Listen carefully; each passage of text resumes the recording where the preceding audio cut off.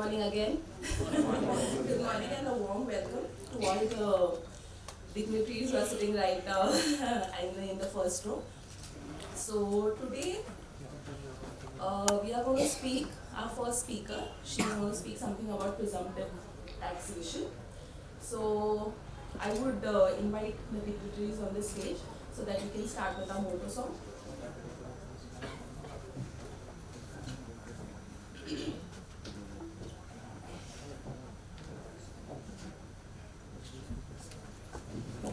I would request everyone to rise up for the motto song, please.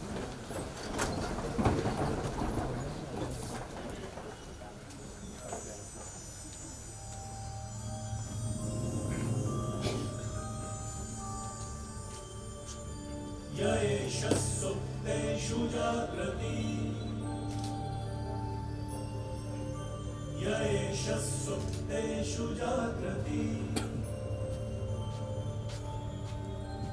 Kavam kavam kavam kavam Pursho nirvimana nirvimana Tadeva shukram Tadbrahma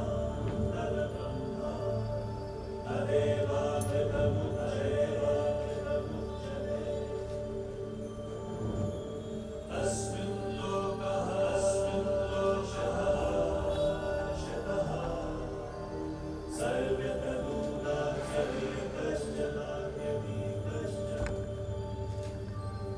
Etatvaita Etatvaita Etatvaita Etatvaita Etatvaita Etatvaita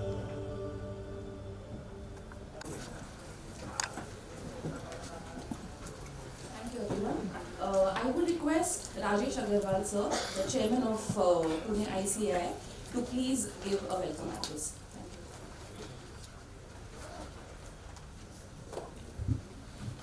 you. Good evening, friends. Sorry. Very good morning and warm welcome to faculty of first session and all the participants.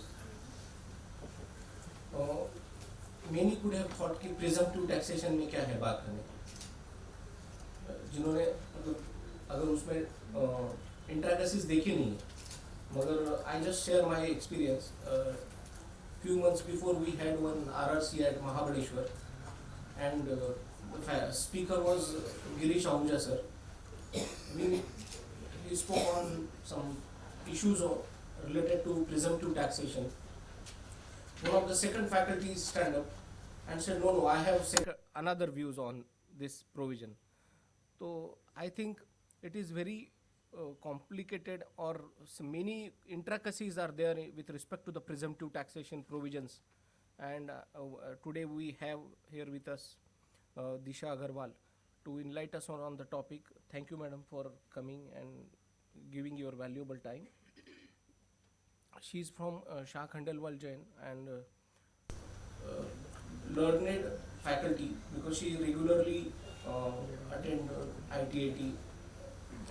Just now I had a discussion with her and last national conference also she was there at tribunal simulation in one of the topic. So thank you once again and wish you all happy learning day 2 of intricacies on income tax.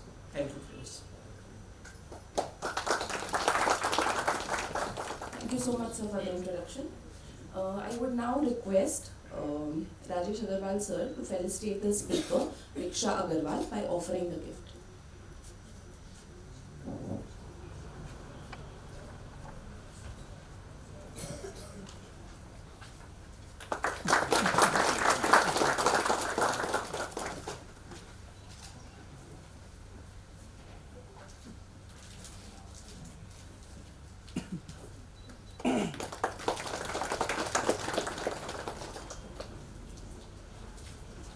Thank you, sir. Welcome, ma'am.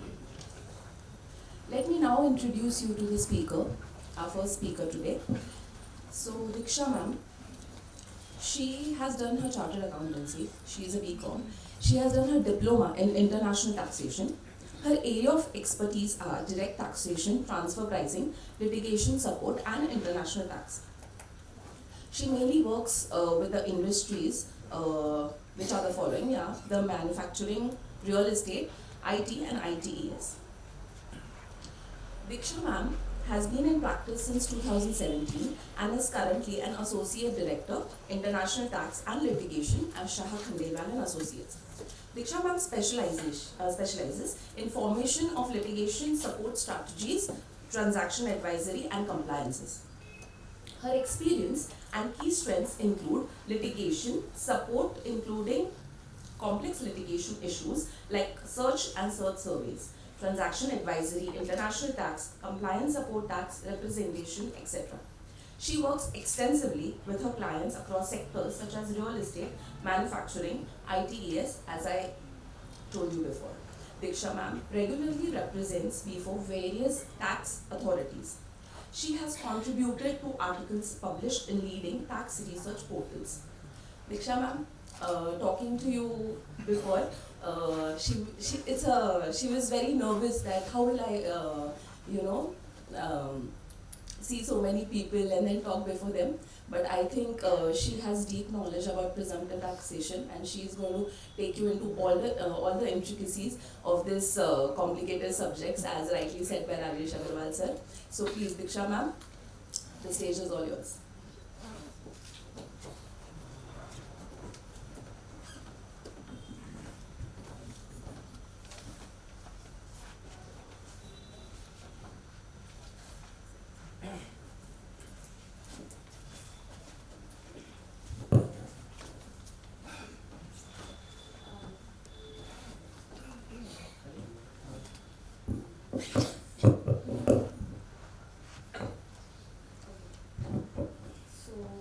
Firstly, I would thank the Pune branch for giving me the opportunity to speak at this beautifully curated session of intricacies in income tax.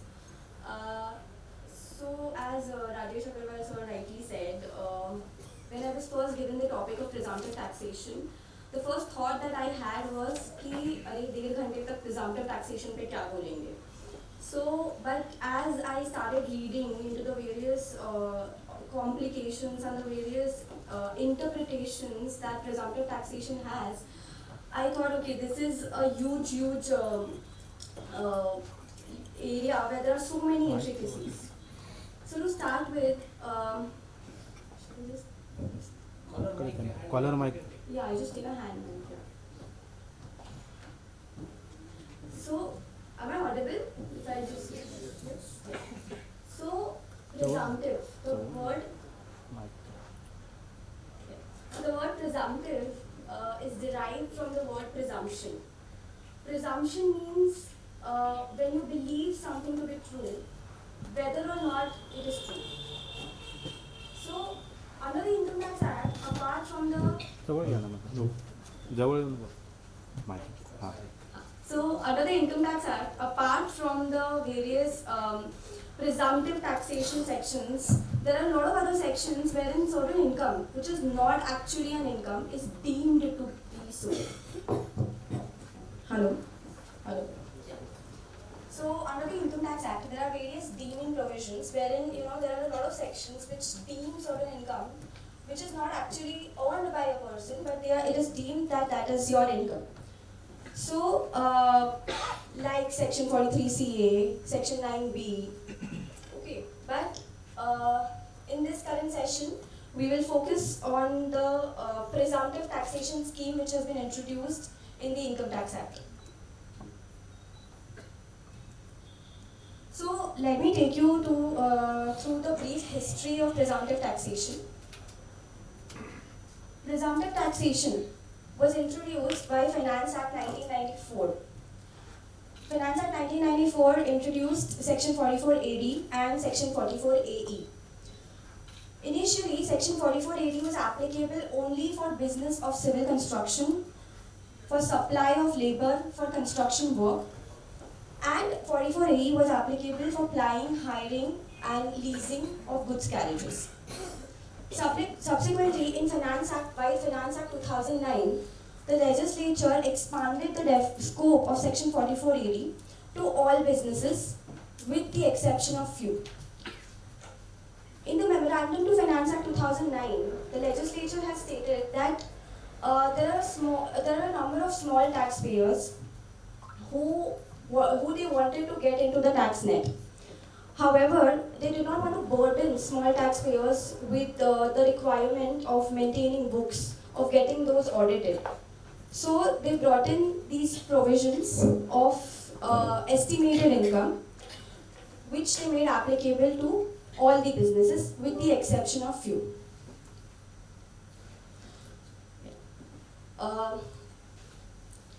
Then by Finance Act 2012, there were certain clarifications provided by way of which certain businesses like profession covered under 44AA1, commission or brokerage or agency, we will delve into the details in the next slides.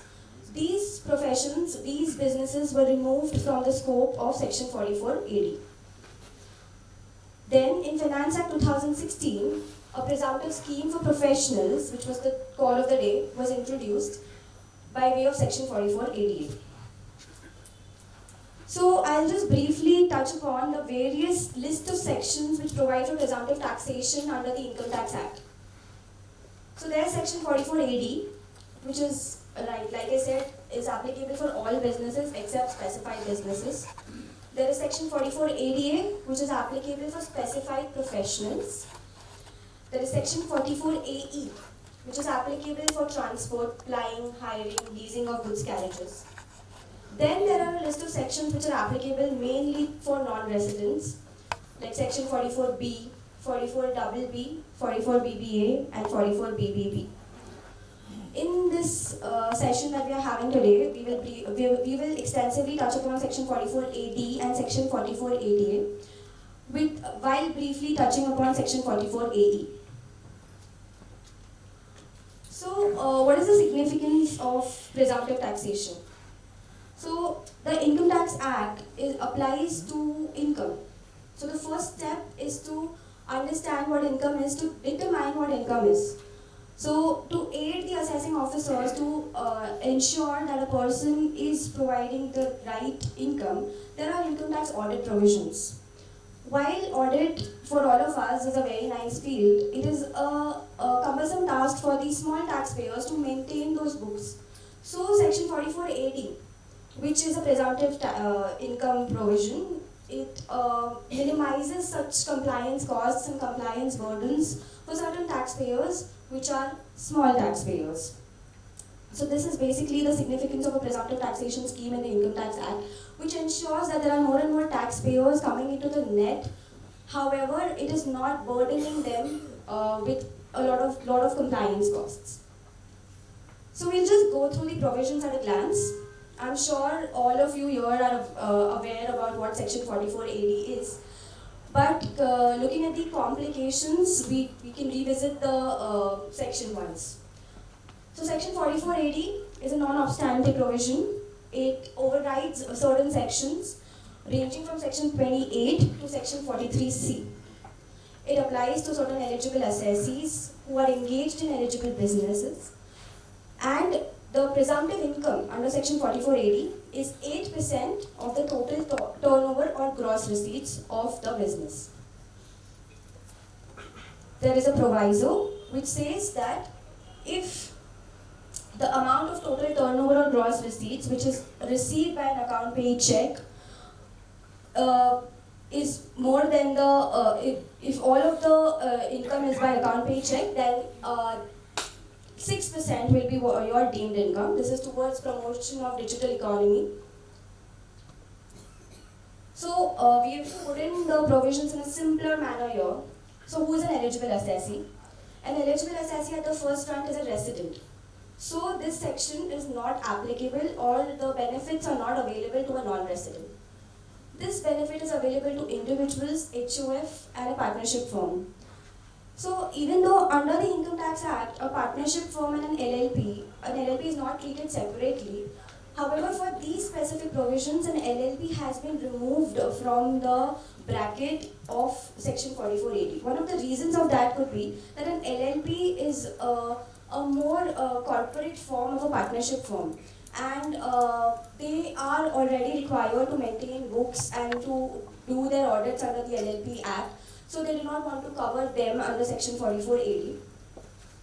Eligible business is any business other than a profession covered under Section 44AA1, commission or brokerage, agency, plying, hiring or leasing goods carriages, and the total turnover or gross receipts of such business should be less than or equal to 2 crore or 3 crore. This has been recently amended to 3 crore provided certain specific conditions are met. Then we come to Section 44ADA. Section 44ADA is applicable for specified professionals, and it will be 50% of their gross receipts is deemed to be the income under Section 44ADA. An eligible assessee here again is only a resident. So a non-resident professional who is doing his practice in India is not eligible to claim 44ADA. Gross receipts is rupees 50 lakhs or 75 lakhs from AY 24-25 provided certain conditions are met. Like I just said, Section 44AD has been recently amended and the threshold has been extended to INR 3 crores, and 44ADA, the threshold has been extended to INR 75 lakhs. The proviso is that the amount of aggregate receipts which have been received during the previous year by way of anything other than an account payee check or bank through the bank should not exceed 5%. So you're in short, bearer checks or cash. These receipts should not exceed 5% of your total receipts. Only then this extended turnover limits is available to you. Now the question that arises is, 44AD and AD are applicable only where the turnover is less than the specified limit. Suppose there is an assessee who is doing 5 types of businesses. Whether this limit has to be seen for the assessee or for the businesses. This is a question which arises a lot of times in the mind of a lot of taxpayers. So there is nothing which is provided under the Act. There is a guidance note issued by ICAI with relation to tax audits. In the guidance note for tax audits, ICAI specifies that while deciding the turnover limit for tax audits, all business turnover should be added and that turnover should be checked. That is the limit.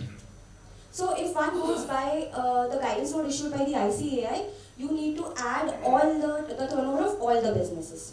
However, there's a twist in the story. Like I earlier said, Section 44AD White the Finance Act 2009 was made applicable to all the assessees, all the eligible businesses. If we have put in the extract of the memorandum, a memorandum for anybody who does not know, a memorandum is a document wherein the legislature puts in their intention as to why a certain section has been added, certain section has been amended. So this is a very important document whenever there is an ambiguity under the Act. That this is a very important document to understand as to what was the intention of the legislature while putting in certain sections. So when this was amended, I would like you all to focus on the highlighted part. They have written that the salient features of the proposed presumptive taxation scheme are as under. And in the B part, they've written, the scheme is applicable for any business, excluding a business already covered under Section 44AE, which has a maximum gross turnover / gross receipts of 40 lakhs. So this 40 lakhs was for 2009. But if you focus on these words, these are the business which has a maximum turnover or gross receipts of 40 lakhs. So if you go by the memorandum, they have not said an assessee whose gross turnover from all the businesses is more than 40 lakh. So if you read this memorandum, it appears as if the limit has to be checked per business. Now the question is, which may be running in everybody's minds is, there is just one assessee. How are we dividing businesses? So, there are sections under the Act. I would like you all to look at Section 72, which is relating to carry forward and set off of business losses. Section 72, subsection 2, subclause A. It says that where a loss is not set off, cannot be set off in the same business, it shall be set off against the profits and gains, if any, of that business or any other business carried on by him. So if you read these sections, the Income Tax Act is identifying that one assessee can have two separate businesses. Faced with this, can one still say that the limit is assessee-wise and not business-wise? That is something that I would like everybody to ponder upon. Saying so, there are practical difficulties into taking this stand. So this is the screenshot of a software, Winman, I feel everybody would be well versed with this, wherein we tried putting this.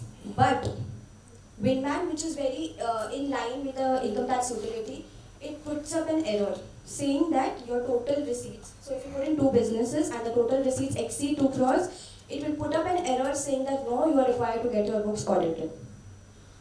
The thing is that it is a well accepted principle that a utility is just a means of declaring your income that cannot override what the act is. So while there are practical difficulties, this is a stand which is yet to be tested as to whether me having two separate businesses can claim 4480 even though the addition of both the businesses is exceeding 2 crores. Now the next question is turnover or gross receipts. Turnover to बोल दिया कि turnover का percentage is to be offered to tax. But what is turnover? These words are not defined under the Act. Again, the guidance note issued by Alma Mater is the document that we all refer to, wherein they have given certain examples that GST says sale of unusable empty service charges, etc., will be included in the turnover. One thing that I would like to focus on here is that turnover or gross receipts should be determined in accordance with the method of accounting regularly followed. So section 145, this allows a person for business and profession to follow either cash basis or mercantile basis. So if I am following cash basis and I have received advances, I can exclude those advances to arrive at the turnover or gross receipts. Okay. Now further delving into section 4480, there is a section 4486. Section 4486 carves out certain exceptions to this section. Section 4486 says, the provisions of this section, notwithstanding anything contained in the foregoing provisions. So, irrespective of anything written there, these sections will not apply to a person carrying on profession as referred to in section 4488(1). Second, a person earning income in the nature of commission or brokerage, or a person carrying on any agency business. On the face of it, pretty simple provisions. These are the people who will not get section 4480. So, I feel everybody is comfortable with these provisions and section 4486 is not applicable. One of the questions here is, Mr. X is earning income in the nature of commission. So like we read, commission not allowed, 4480 not allowed. He also runs a grocery store. Can Mr. X opt for presumptive taxation under section 4480 in respect of his income from the grocery store? Okay. So everybody, it's a majority view that for other income he can opt for 4480. I have another question. Can he opt for presumptive taxation under section 4480 if he does not earn any commission income in the year in which he is opting for presumptive taxation? So, you always say that this is the same question. Why are we asking two questions when it is almost similar? I would like you all to go back to this slide and read it again. The provisions of this section shall not apply to a person earning income in the nature of commission or brokerage. It does not say it will not apply to income in the nature of commission or brokerage. So if you read the section, the debarring is to the person and not to the income stream. So in my view, if Mr. X is earning commission, he will not be able to opt for section 4480. Now if we go to the second question. So in the last year he was earning commission. In the current year he does not have any commission income. Can he opt for 4480?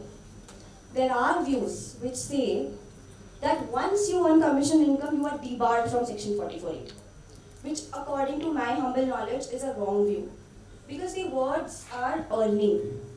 When you are using the words earning, that implies that there should be a present activity.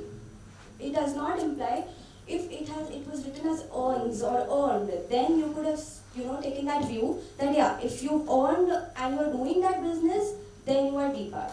But if the words are specifically earning, then it should not apply, and Mr. X in the second situation should be able to take the presumptive taxation benefit. Am I with everyone? Is everybody with me? Oh. The next question is, Mr. P, being a doctor, he also runs a business of a pharmacy shop. Will he be eligible to opt for presumptive taxation under section 4480 in respect of the pharmacy shop? Anybody? So this is again the same analogy that a person referred to in section 44AA1 is debarred. So Mr. P, if he is a doctor, he will not be able to claim the benefit. So for people who are claiming 44AD and 44ADA in the same return, I feel that that's not the right interpretation of the provisions.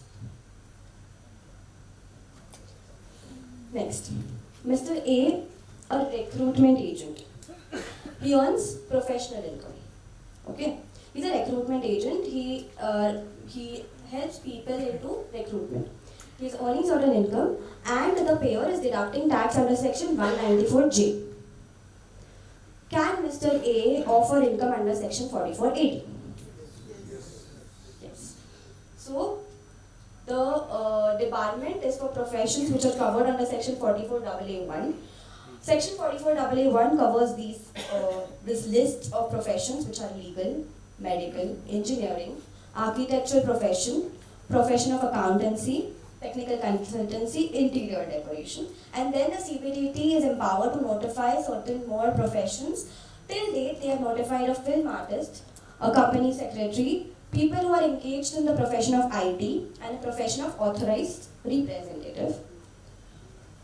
So even though we all of us gave a very simple yes, this issue travelled up to the IT80, wherein there have been instances where the CPC is bringing up errors. It is giving you an intimation wherein the difference between 8% and 50%, that is 42% of your gross turnover, is being held to be something which has escaped tax. So CPC at that level has made demands. The CIT appeals have held that no, this is not applicable because you are a professional.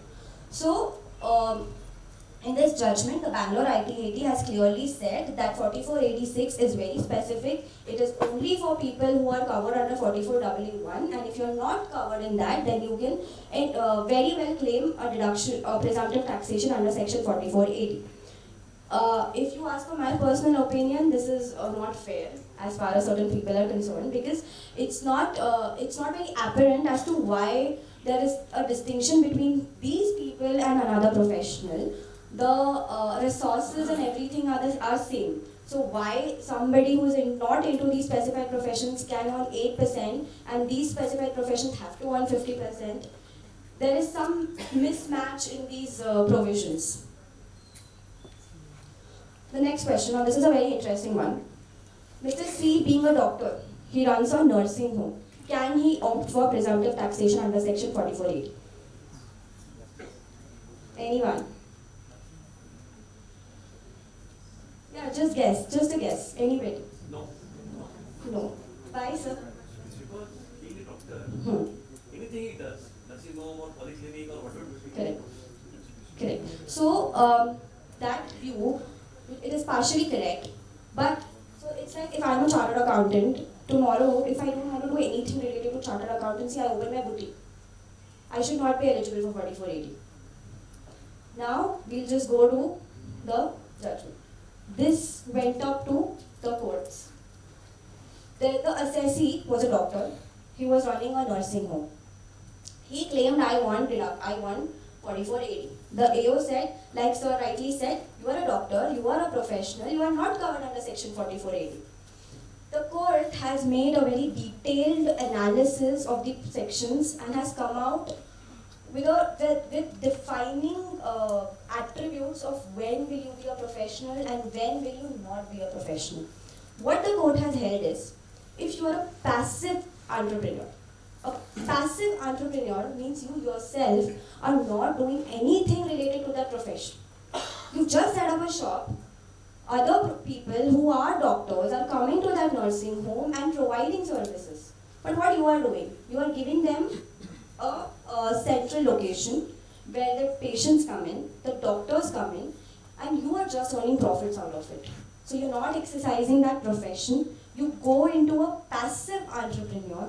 In that scenarios, you will be eligible. You are not into a profession, you are into business, and hence these people can then claim 4480.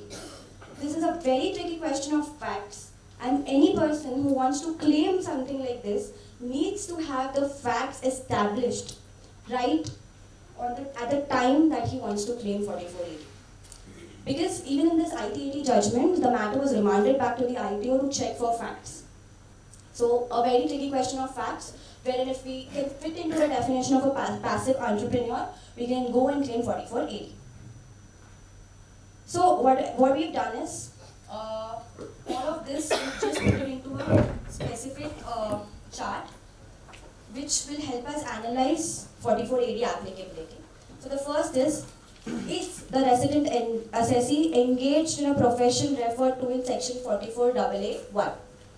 If your answer to this is yes, is the nature of activity such that the professional is a passive entrepreneur? If the answer to that is yes, then you are still eligible for 4480.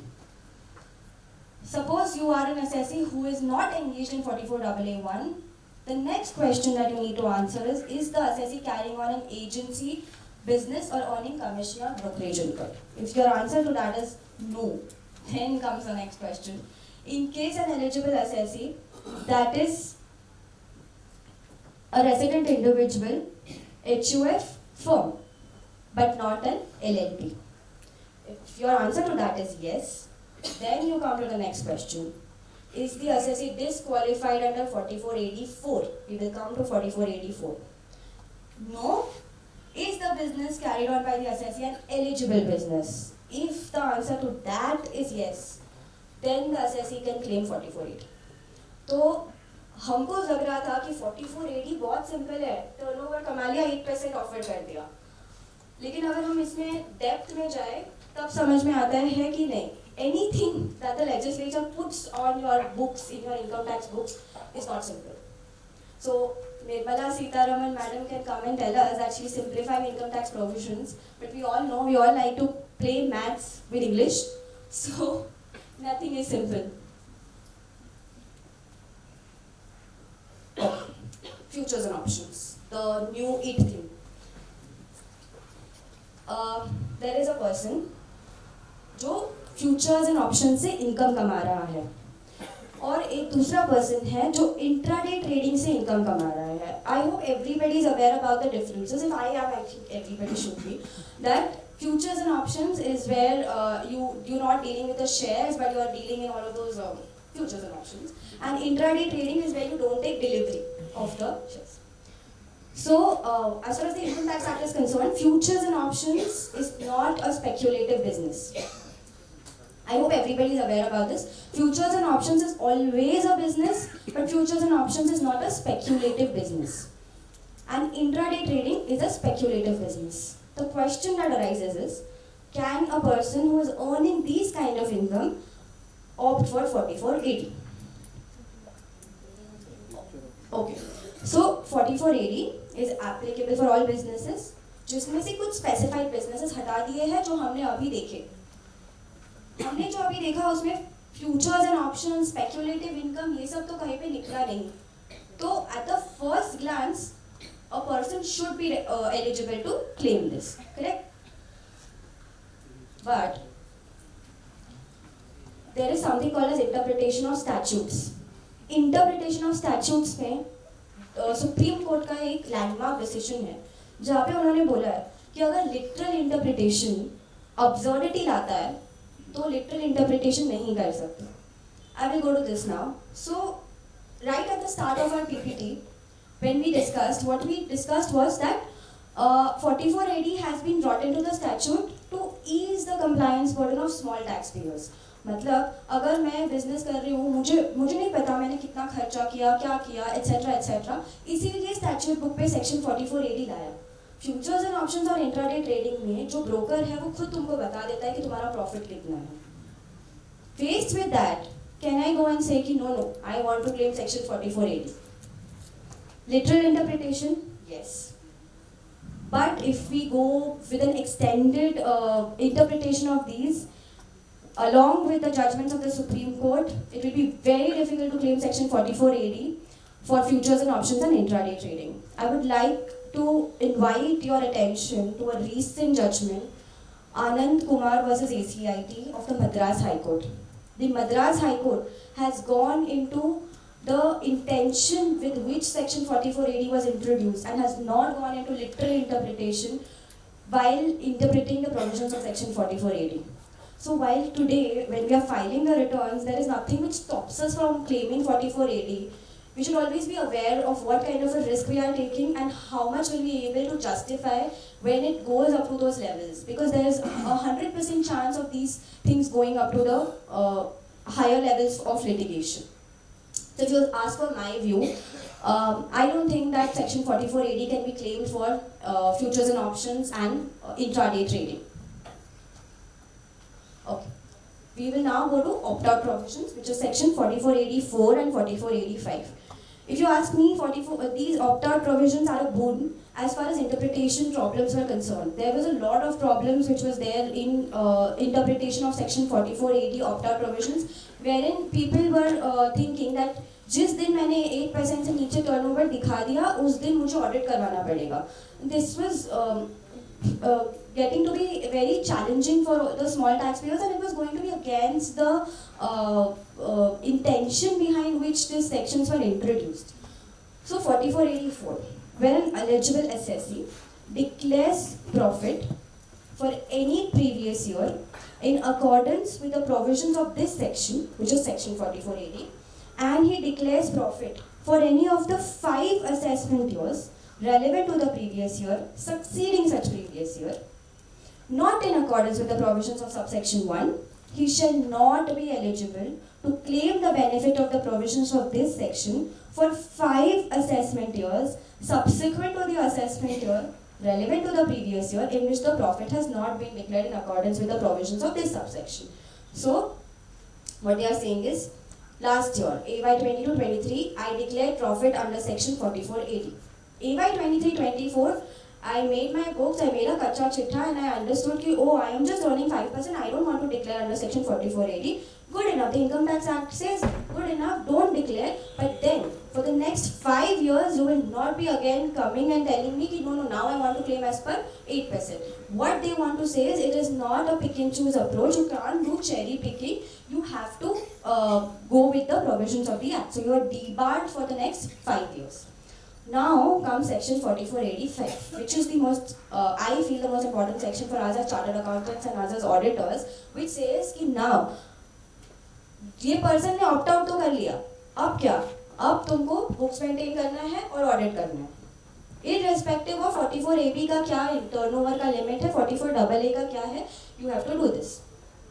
So notwithstanding anything contained in the foregoing provisions of this section, an eligible assessee to whom the provisions of subsection 4 are applicable and whose total income exceeds the maximum amount which is not chargeable to income tax shall be required to keep and maintain such books of accounts and other documents as required under subsection 2 of section 44AA and get them audited and furnish a report of such audited accounts in under section 44AB. Am I clear? Is everybody with me?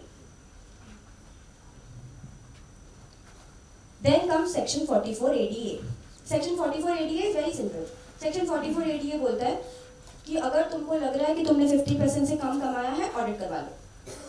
So the problems that people were facing in section 44AD is still applicable for section 44ADA.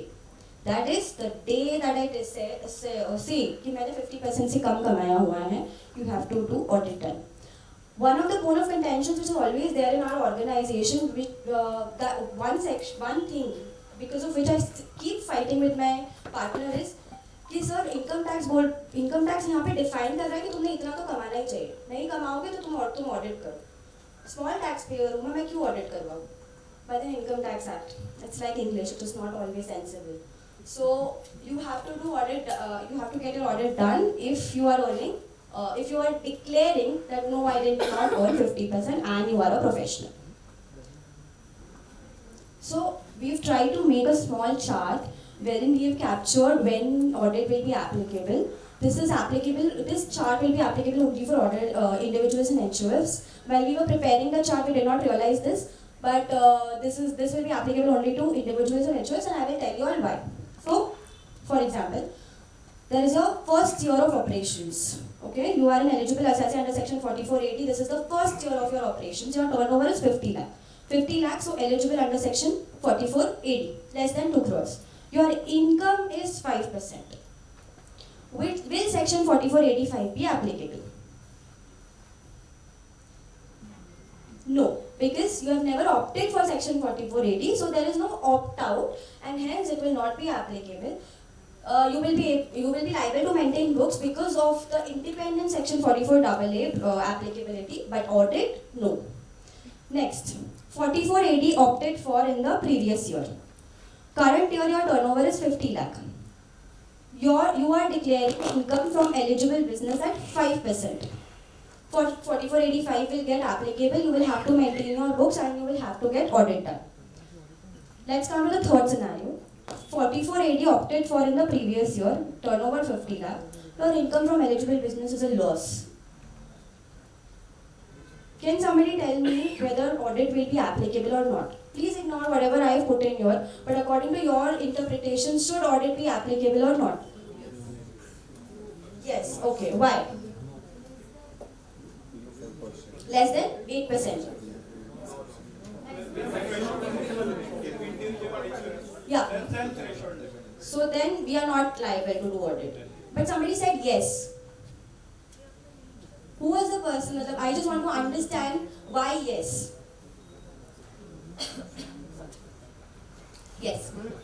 Income from other sources and that is exceeding the... No, let's stick to the case at hand. Exceeding the exemption limit, then I think audit will be applicable. Okay, but suppose he's only having business income, no other income, then... Maximum limit is not... Correct. So, I will tell you that in whatever I call as my career, in my career I've always seen कि जैसे ही loss आता है ना, सब chartered accountants बोलने लगते हैं नहीं audit करवाओ, ऐसे कैसे loss दिखा रहे हो? But if you actually read the act, it only requires you to get audit done if it is more than the basic exemption limit. Converse way में अगर partnership firm होता, उनको basic exemption limit नहीं है, तो loss दिखा रहे हो तो ऑडिट करवाना पड़ेगा. So for partnership firms, somebody who's opted for 4480 and if they are opting out in the next year declaring losses, you will have to get your books audited and maintain your books. Next is a professional. Similar situation, less than 50% दिखा रहे हैं तो audit करवाओ, books maintain करो. Loss दिखा रहे हो, similar. There is no requirement if you are an individual HUF or any other individual HUF, because that's the only people who 4480 is applicable to. 44AA will be applicable in the last year. No, you have a loss. 44AA, maintaining books of income. Yes, no, it will not be applicable. Yeah, because your income is not exceeding. 44AA is independent of 44AA. Yes, but then those provisions say profit. So if you are in loss, then it will not get applicable.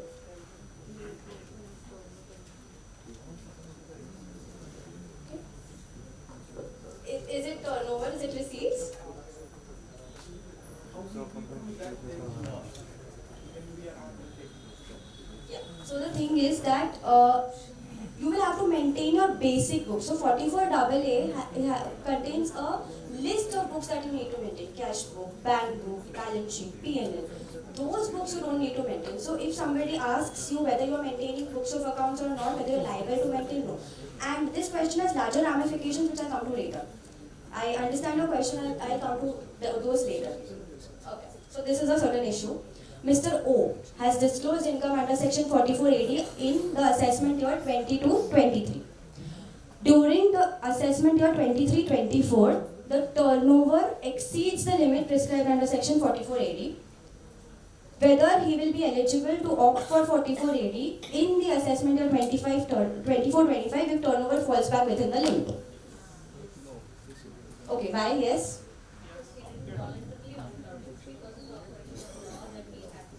Yeah, but is the section saying so? Or will you have to fight?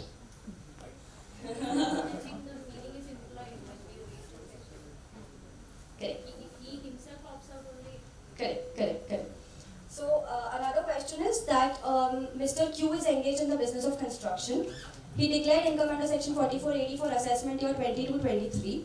During the assessment year 23-24, he has claimed a deduction under section 80IBA in respect of the building constructed by him. Can he still be eligible to claim 44AD in AY 24-25? So people who are claiming deductions under chapter 6A, certain specific chapters, and 10A, 10AA, they are not eligible to opt for 44AD. So for the second question, what will your answer be? So just for clarity purposes, in AY 24-25 is not claiming any 80IBA deduction. So like ma'am very rightly pointed out, section 44AD. This applies if you are an eligible assessee and you are having the requisite turnover or you are fitting into those sections. 4484 is comprised within the larger section 44AD. तो 4484 applicable होने के लिए पहले 44AD में fit होते हैं. तो जो person 44AD में उस year के लिए fit ही नहीं हो रहा है, तुम उसको कैसे बोल रहे हो कि तुमने 4484 apply हो? So because 4484 is not applicable, which says that तुम आगे 5 साल तक claim नहीं कर पाओगे, you will still be eligible to claim in the next year. To which the logical answer is that मैंने voluntarily opt out नहीं किया. Okay. The next question is, can 8% of the gross receipts claimed as income be challenged by the AO? Flip question to this is, can 92% of the expenses be doubted by the AO? No. Yeah, that is correct. There are judgments wherein they say that once under a special provision, there is certain income which is deemed and this is deemed, then you cannot pick and choose and say, no, please let me know how you've claimed 92% as the expense. Okay. Can addition under section 68 be made where the assessee has declared under section 44AD? Yes. Okay. Section 68. Let's read section 68. Where any sum is found credited in the books of an assessee, maintained for any previous year, and the assessee offers no explanation about the nature and source thereof, or the explanation offered by him is not, in the opinion of the assessing officer, satisfactory, the sum so credited may be charged to income tax as the income of the assessee. After demonetization, section 68 is one of the most loved sections for the assessing officers. Any kind of cash deposit, section 68. So if there is if there are cash deposits in the bank account, the assessing officer asks you for the source. So sir, coming to your question, books maintained. Section 68 is applicable when there is a credit in the books maintained. A person who is opting for section 44AD is not required to maintain books. Then what is the question of making any addition under section 68? So while you need to maintain books to calculate your turnover, strictly as per the act, you are not liable to maintain books. So even when we are filing returns for such people who are not liable to maintain books, we should not fill in the balance sheet P&L. Because once you fill in, the AO then says, oh, you have books. Even though you are not liable to maintain, you have books. You have found sums credited in your books. So section 68 additions then come into play.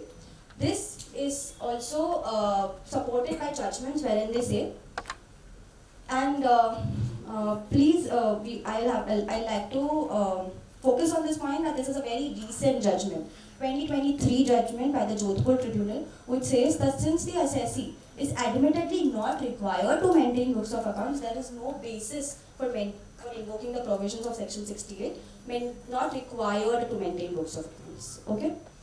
Now, another thing is that तो suppose अभी सब सोचेंगे कि हाँ तो मैं कहीं का भी कैश लेके आ जाऊँगा, बैंक में डिपॉजिट कर दूंगा और बोल दूंगा मैं 4480 में हूँ, तो 68 का एडिशन तो होगा ही नहीं. To that I would like to just put one point that section 69 is still there, which says that where there is anything which you cannot prove, so even though section 68 specifically says books of accounts, 69 ये सब नहीं बोलते हैं, you can still go to section 69. So while we are depositing any kind of a cash in the bank account, जब हम explain कर रहे हैं, we should ensure that this cash deposit can be linked to your business. It cannot be a random cash deposit.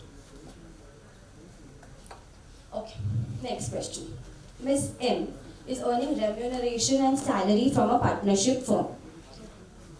Can she opt for presumptive taxation under section 44AD and declare income at 8% of the gross receipts? I will just give you a brief background of this, as to why this controversy has arisen. If you go to section 28, which is the charging section for PGBP, section 28 subsection 5 says that any interest, salary, bonus, commission or remuneration by whatever name called due to or received by a partner of a firm from such firm is chargeable to income tax under the head profits and gains of business and profession. So what the section is doing is salary, remuneration and interest that I earn from a partnership firm is my business income. Faced with this, what is your answer? Should Ms. M be eligible to claim 8%? No. Why? Partnership firm is taking deductions here. Correct. As an expenditure, salary and income. Yes. It should be taxed there. Yes, sir. That's a very logical way to go about it. But if we think that if a contractor अगर कोई सब contract देता है, सब contractor का खुद का income है, कॉन्ट्रैक्टर टैक्स उसका डिडक्शन ले रहा है, वो दोनों रिलेटेड भी हो सकते हैं, तो the act is specifically separately taxing me under business income, तो जो भी प्रोविजंस बिजनेस के लिए एप्लीकेबल है मुझे भी एप्लीकेबल होने चाहिए.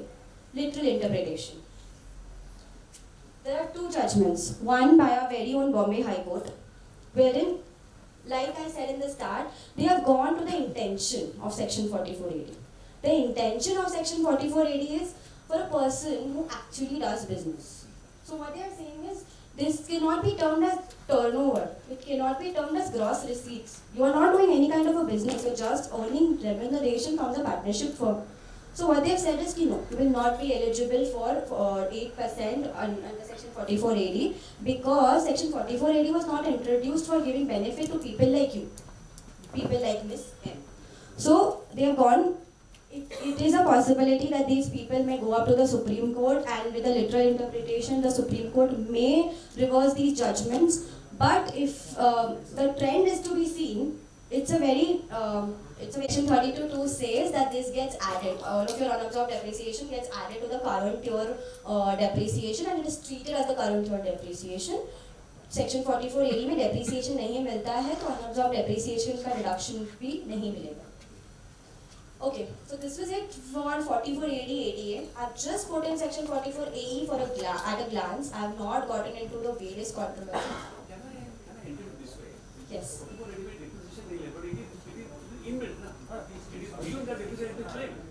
Correct. So can I not add another stuff into that notional depreciation, which otherwise accepted?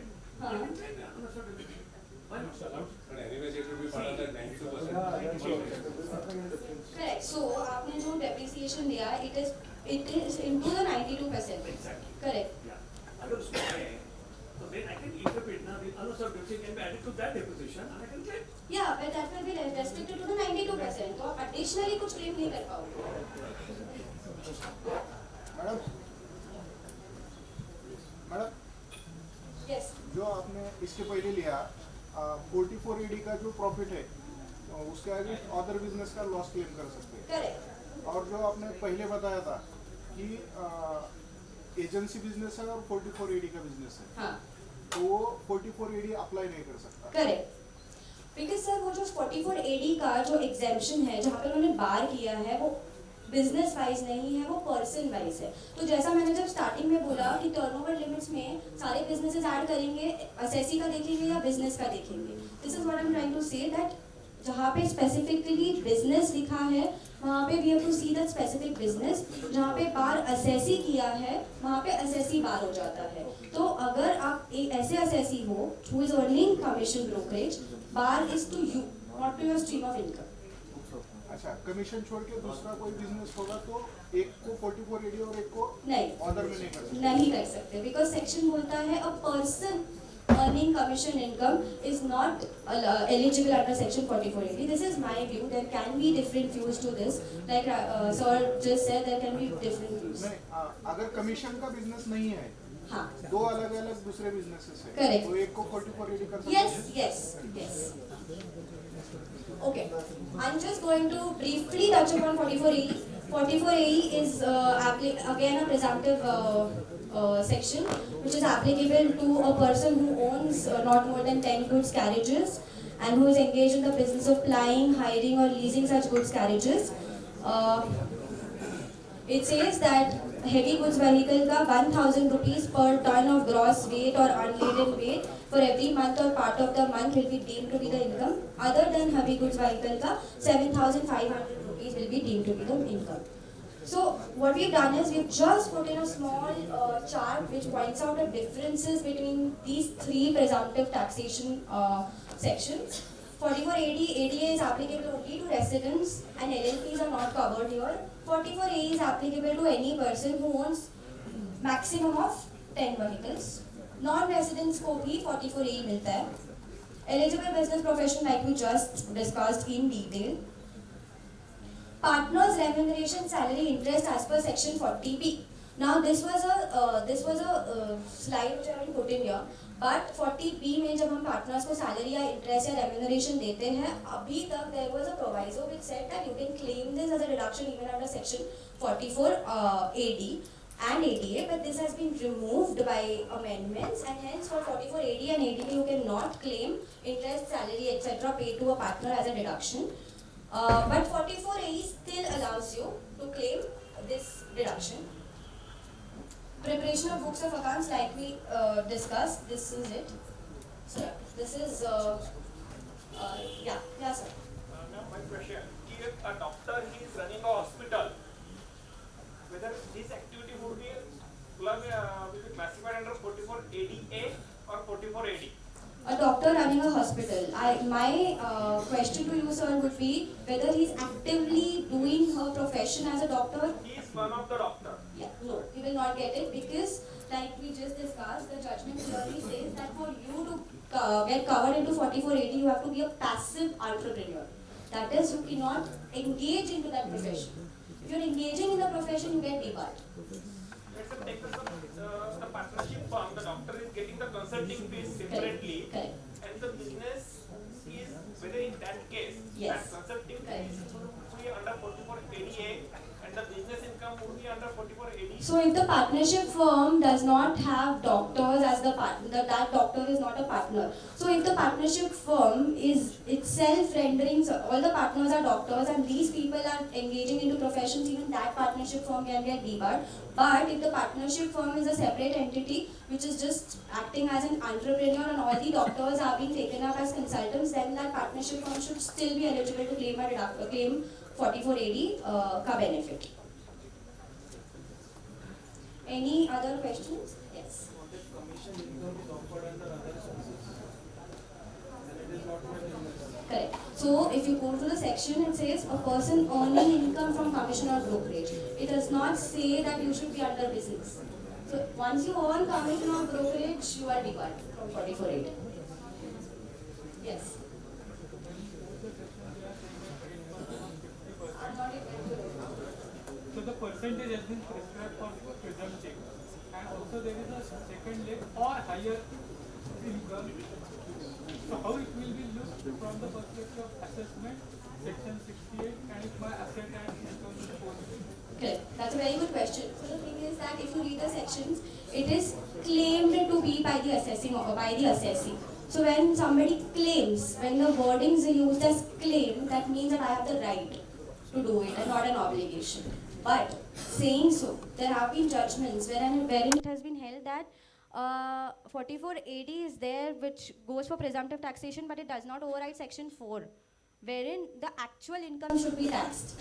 So the AO can very well say that more income is higher, but then that's an arguable case wherein we can say that once I've gone for 4480, this is my 8% is what should be deemed. So the chances of us winning should be good in that case.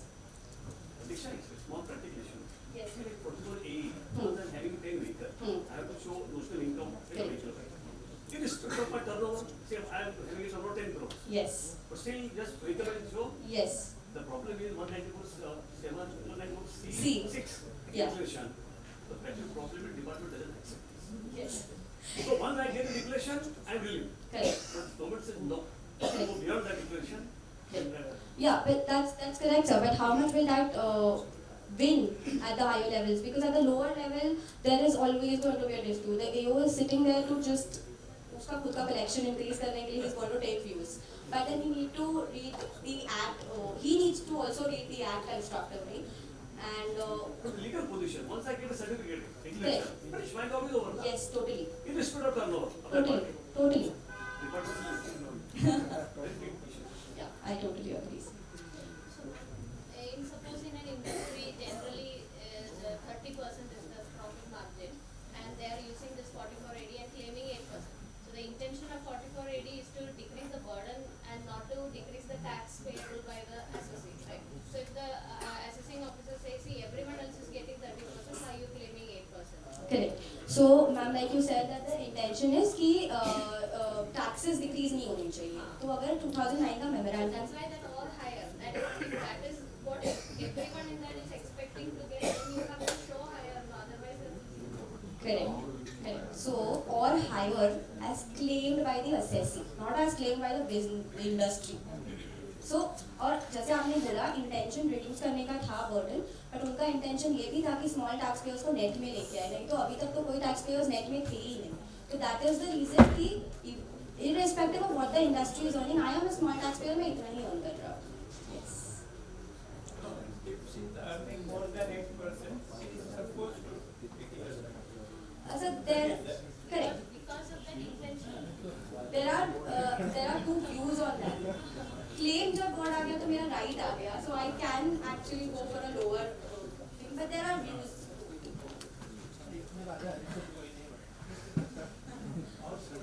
Okay, so I guess that's it from my end. Thank you to everyone for.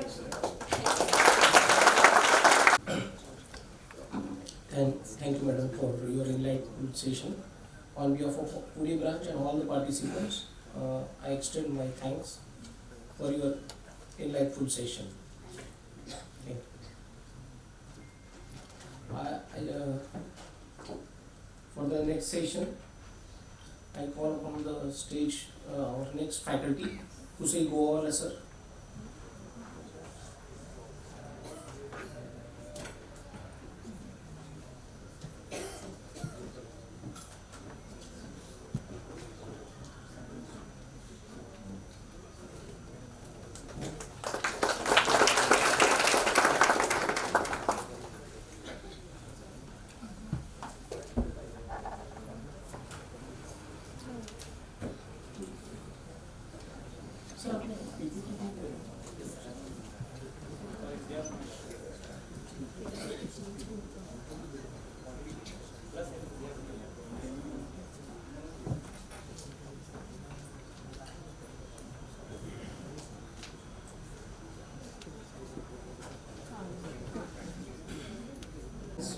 We do in our office or in our company day to day, all are maximum with respect to the TDS, with respect to income tax is concerned.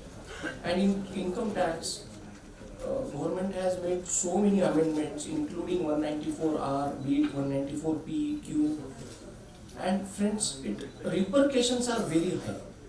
Means earlier we used to deduct TDS on professional fees, contract, rent, commission, and so on. But the earlier these amendments are little bit harsh in nature, because if you see 194R TDS on perquisite or 194PQ, so specifically we have covered this topic to just understand the intricacies in these new sections. Thank you, sir, for accepting our invitation and giving your valuable time and insight on this topic. I just go through his profile.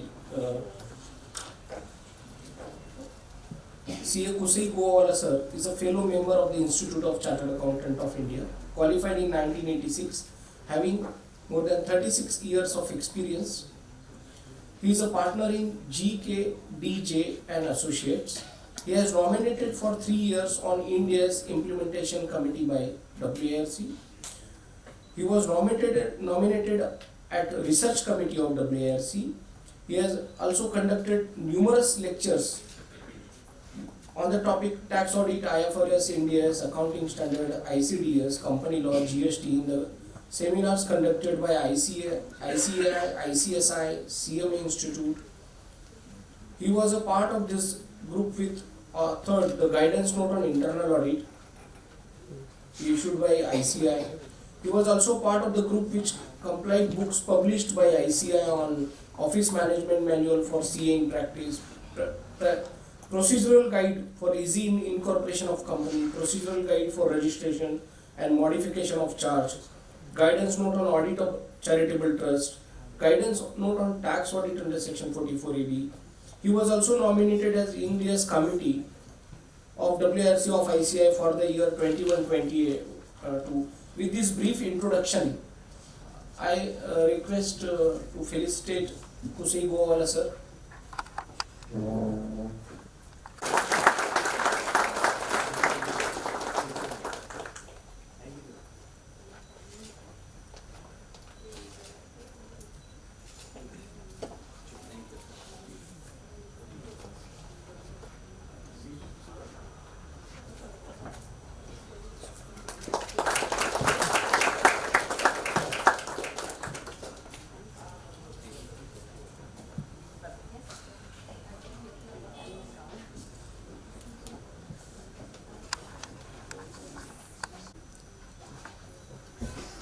Rajesh ji, Chairman of Pune branch, my professional colleagues, very good afternoon to all of you. We are going to speak on a very important topic today, that is TDS, which is being bothering many people, and there are so many intricacies associated with this TDS that sometimes you don't know whether it is a TDS or a TEDIS. So we need to understand these provisions very clearly, because it has got far-reaching implications.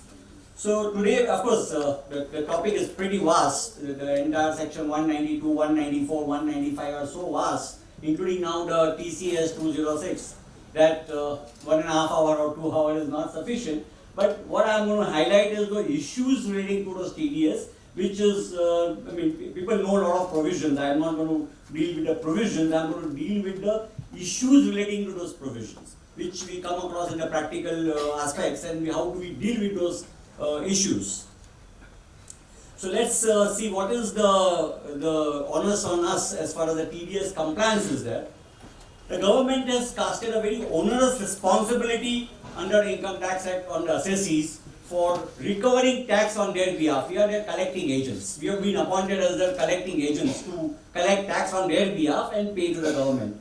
And this is not only new to India, this is worldwide. If you go anywhere in the world, you will find those withholding tax provisions applicable, and India is no exception.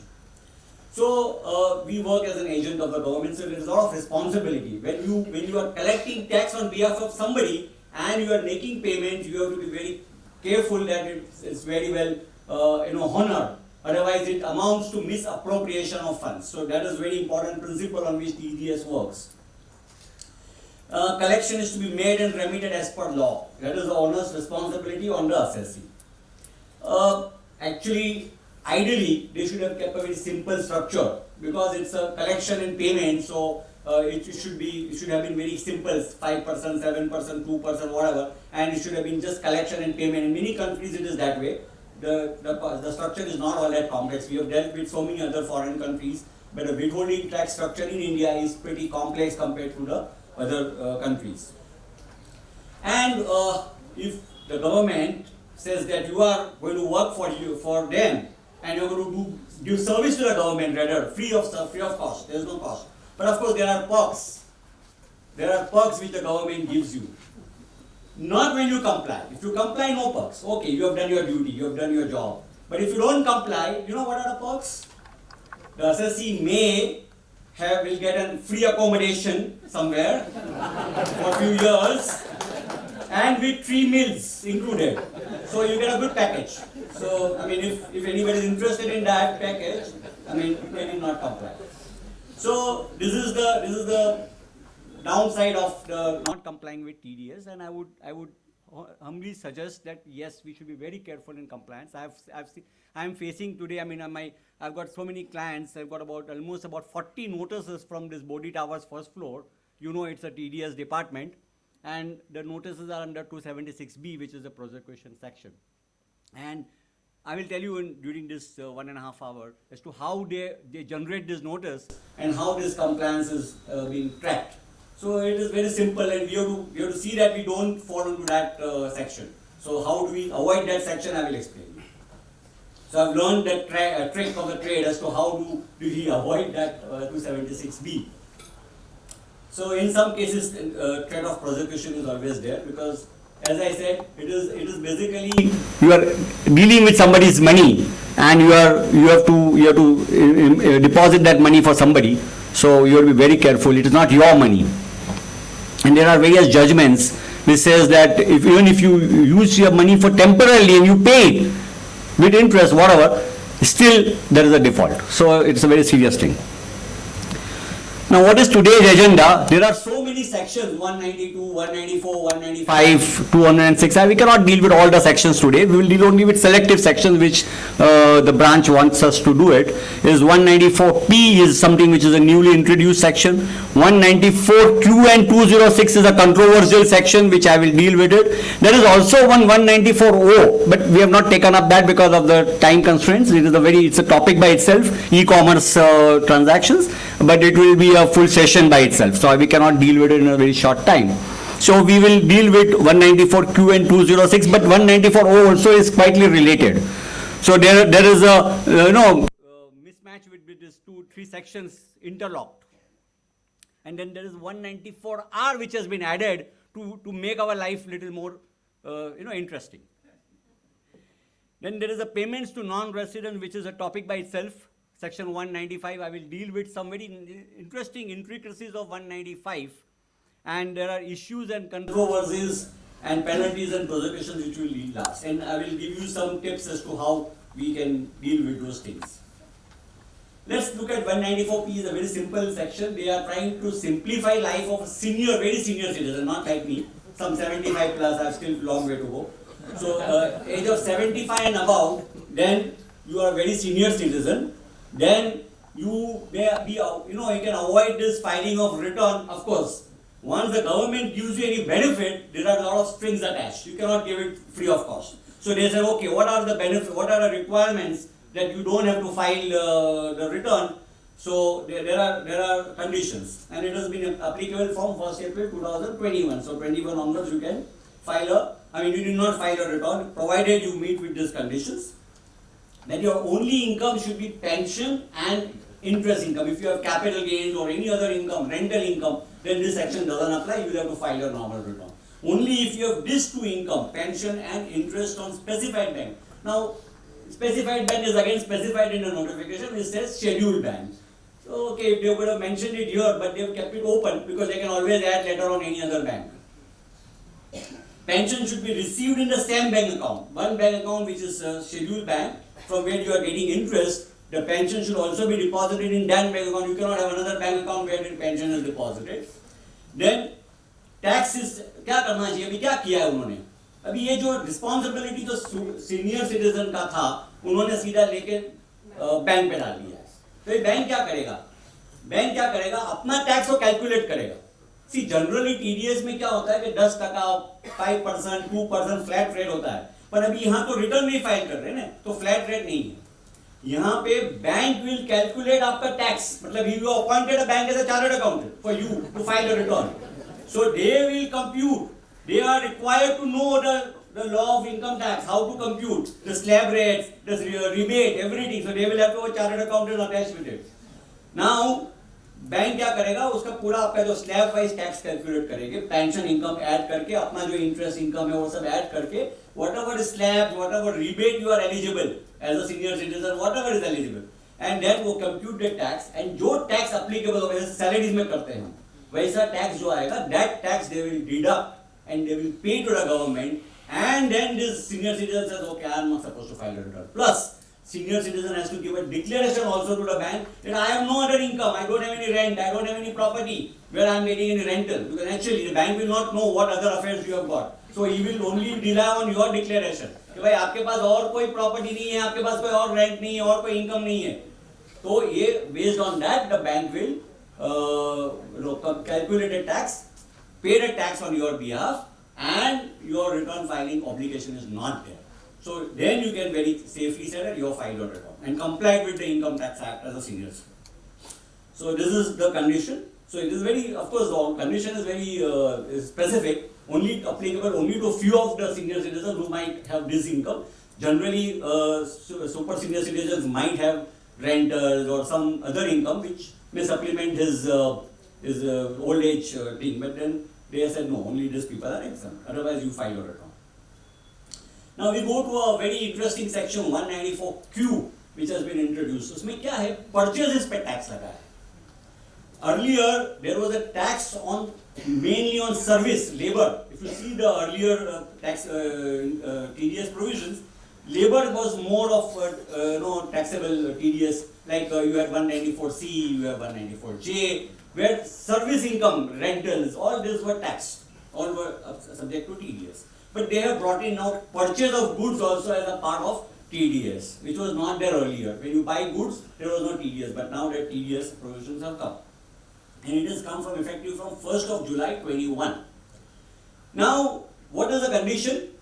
That supplier should have supplied goods more than 50 lakhs, exceeding 50 lakhs. If it is only 50 lakhs, then not applicable. If moment it costs 50 lakhs and 1, yes, the TDS is applicable, but only on the excess amount, not up to 50 lakhs. For example, if the supplier has supplied goods worth 55 lakhs during the year, so the TDS is only on 5 lakhs and not 50 lakhs. In another cases, like your professional fees, suppose आपका 30,000 का limit है, you have raised a bill of 35,000, TDS is on entire 35,000. Moment you cross 30,000, then TDS is on the entire amount. पर यहाँ पे ऐसा नहीं है. यहाँ पे अगर आपने लिमिट क्रॉस किया 50 लाख का, तो जो एक्सेस है उसके ऊपर ही TDS है, 50 लाख के ऊपर TDS है. Every year you get the 50 lakh का लिमिट. It is not that once you have cross 50 lakh next year में पूरा आएगा, नहीं.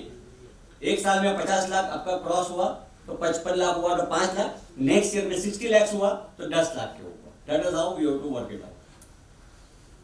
Now again there is another condition कि the person who is buying the goods, this person has to be having turnover of 10 crores or more in the preceding year. If you have, suppose you are a first year company, you have incorporated in this year, you don't have a previous year, so no TDS for that year. Because you don't have a preceding year, so there is no 10 crore limit. The 10 crore is only to be seen for the earlier. For example, year 1. You are in December, you already crossed 10 crores from April to December. Not applicable, because you have to look at preceding year, not the current year. Okay, so it's very clear. So preceding year है ही नहीं आपका, और preceding year में turnover नहीं है 10 करोड़ का. So even the current year में 10 crore cross होता है, फिर भी TDS applicable नहीं होगा. Okay, only if your preceding year rate is exceeding 10 crores, then you have to see that TDS is applicable. So these are the conditions they have kept it, and they have, the rate of tax is very nominal, 0.1%. Q. Why?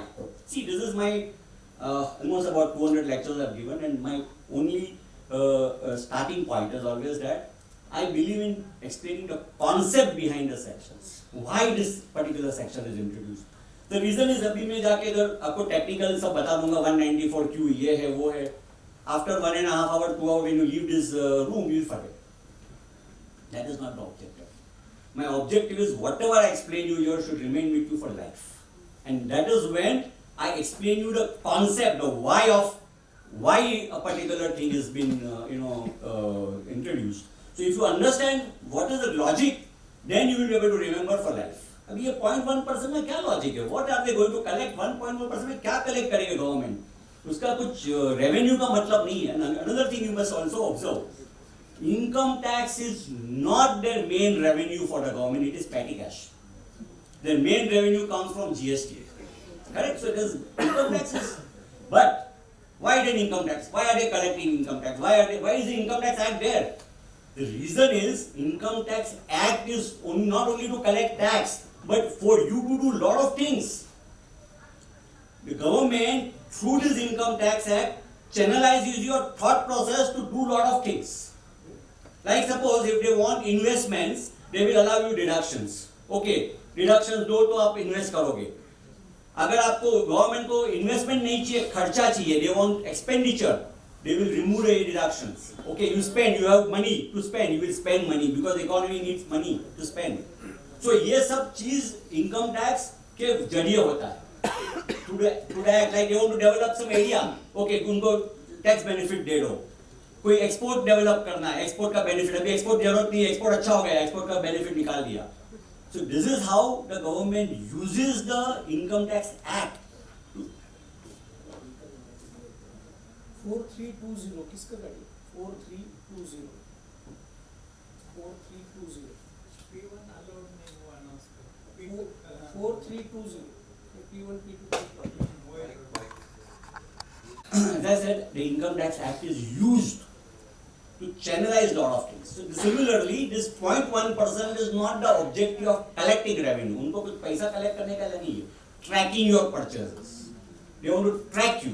क्या purchase करते हो, किससे purchase करते हो, तो accordingly whether आपने officially सब दिखाया है कि नहीं, books में purchase दिखाया है कि नहीं, और seller ने sales दिखाया है कि नहीं, वो सब track हो रहा है ये 0.1% से. ये कोई tax collection का module नहीं है.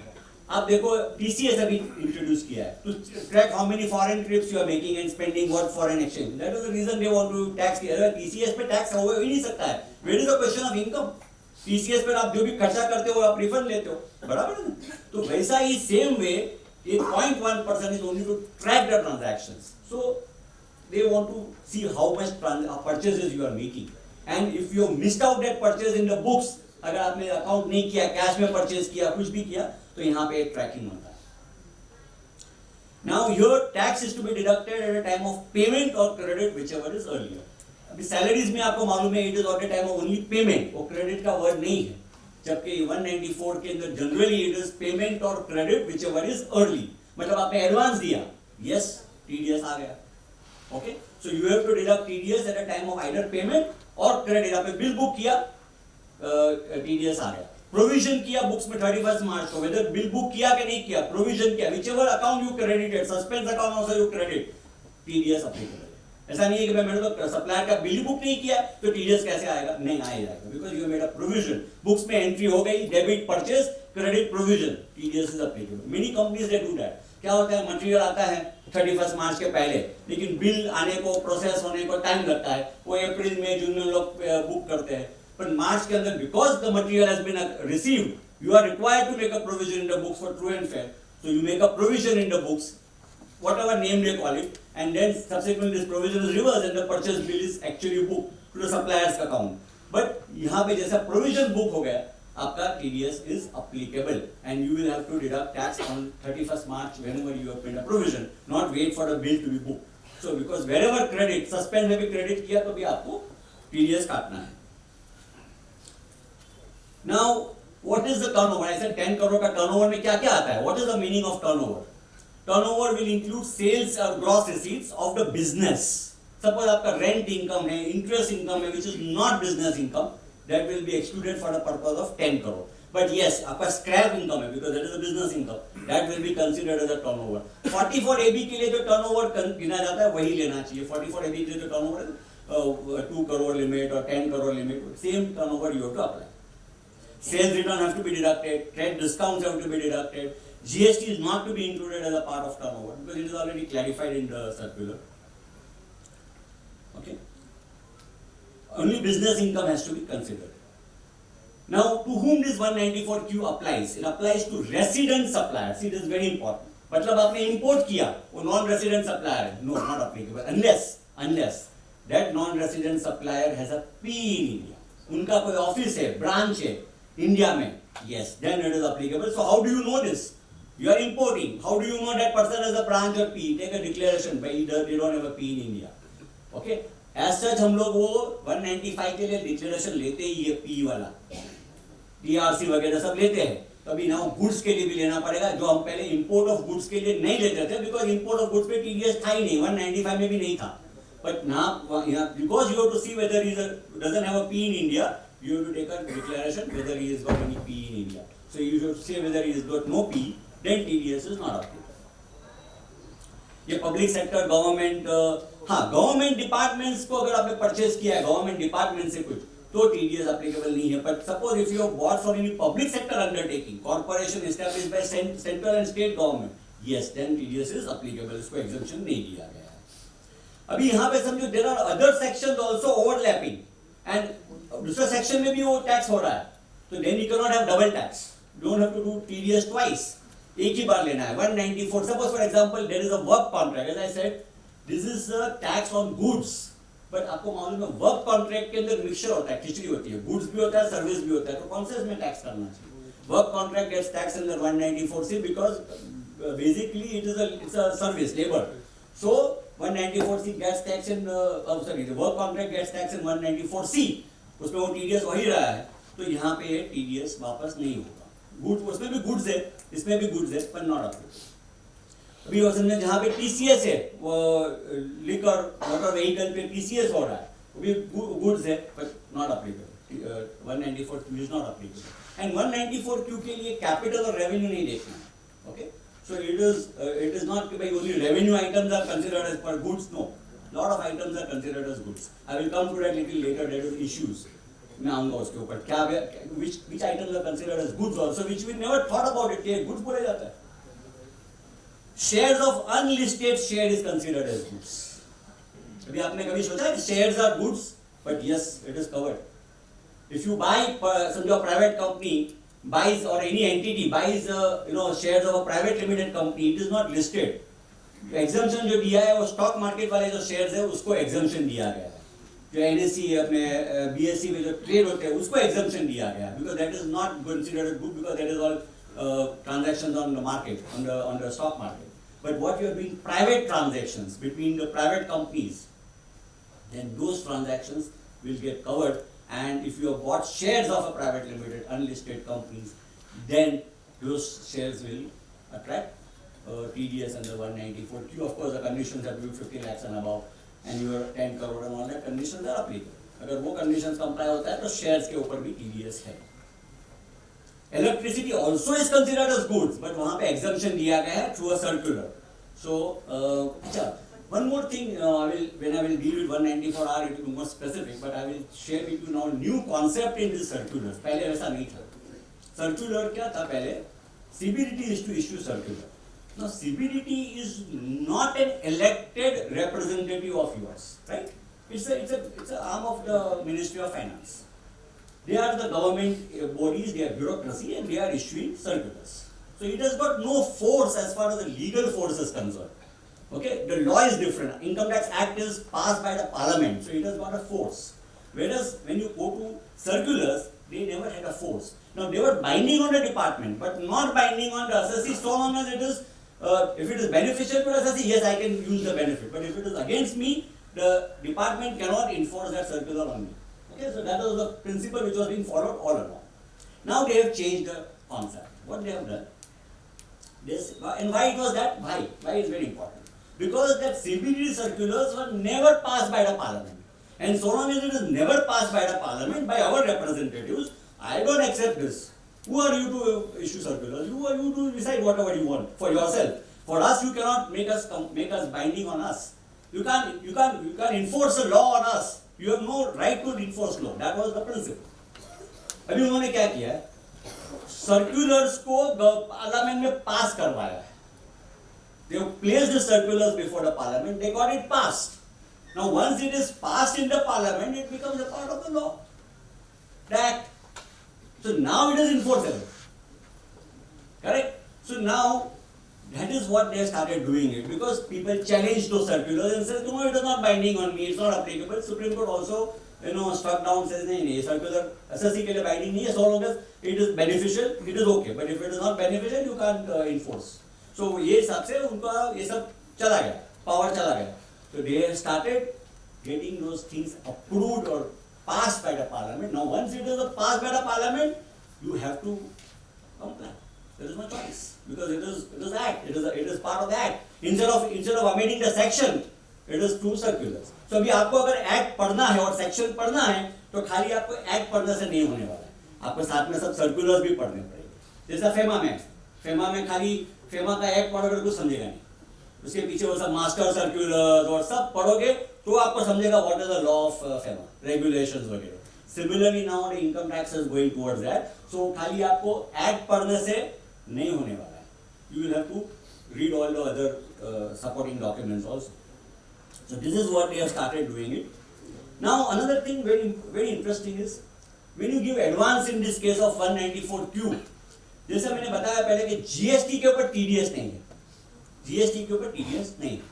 For example, if your bill is for 1 crore and let's say 18 lakhs has been charged as GST, the TDS is applicable on 1 crore. Very simple concept, because professional fees में भी पहले वैसा ही था, उसको clarification आ गया है. बाकी सब सेक्शंस में भी वो 194C के लिए भी क्लैरिफिकेशन आ गया है.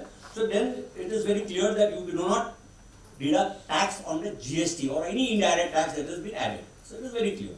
But now, when you give advance, you have given, let's say, 1 crore rupees of advance. That time you have not bifurcated what is GST and what is the amount of 1 crore you have given.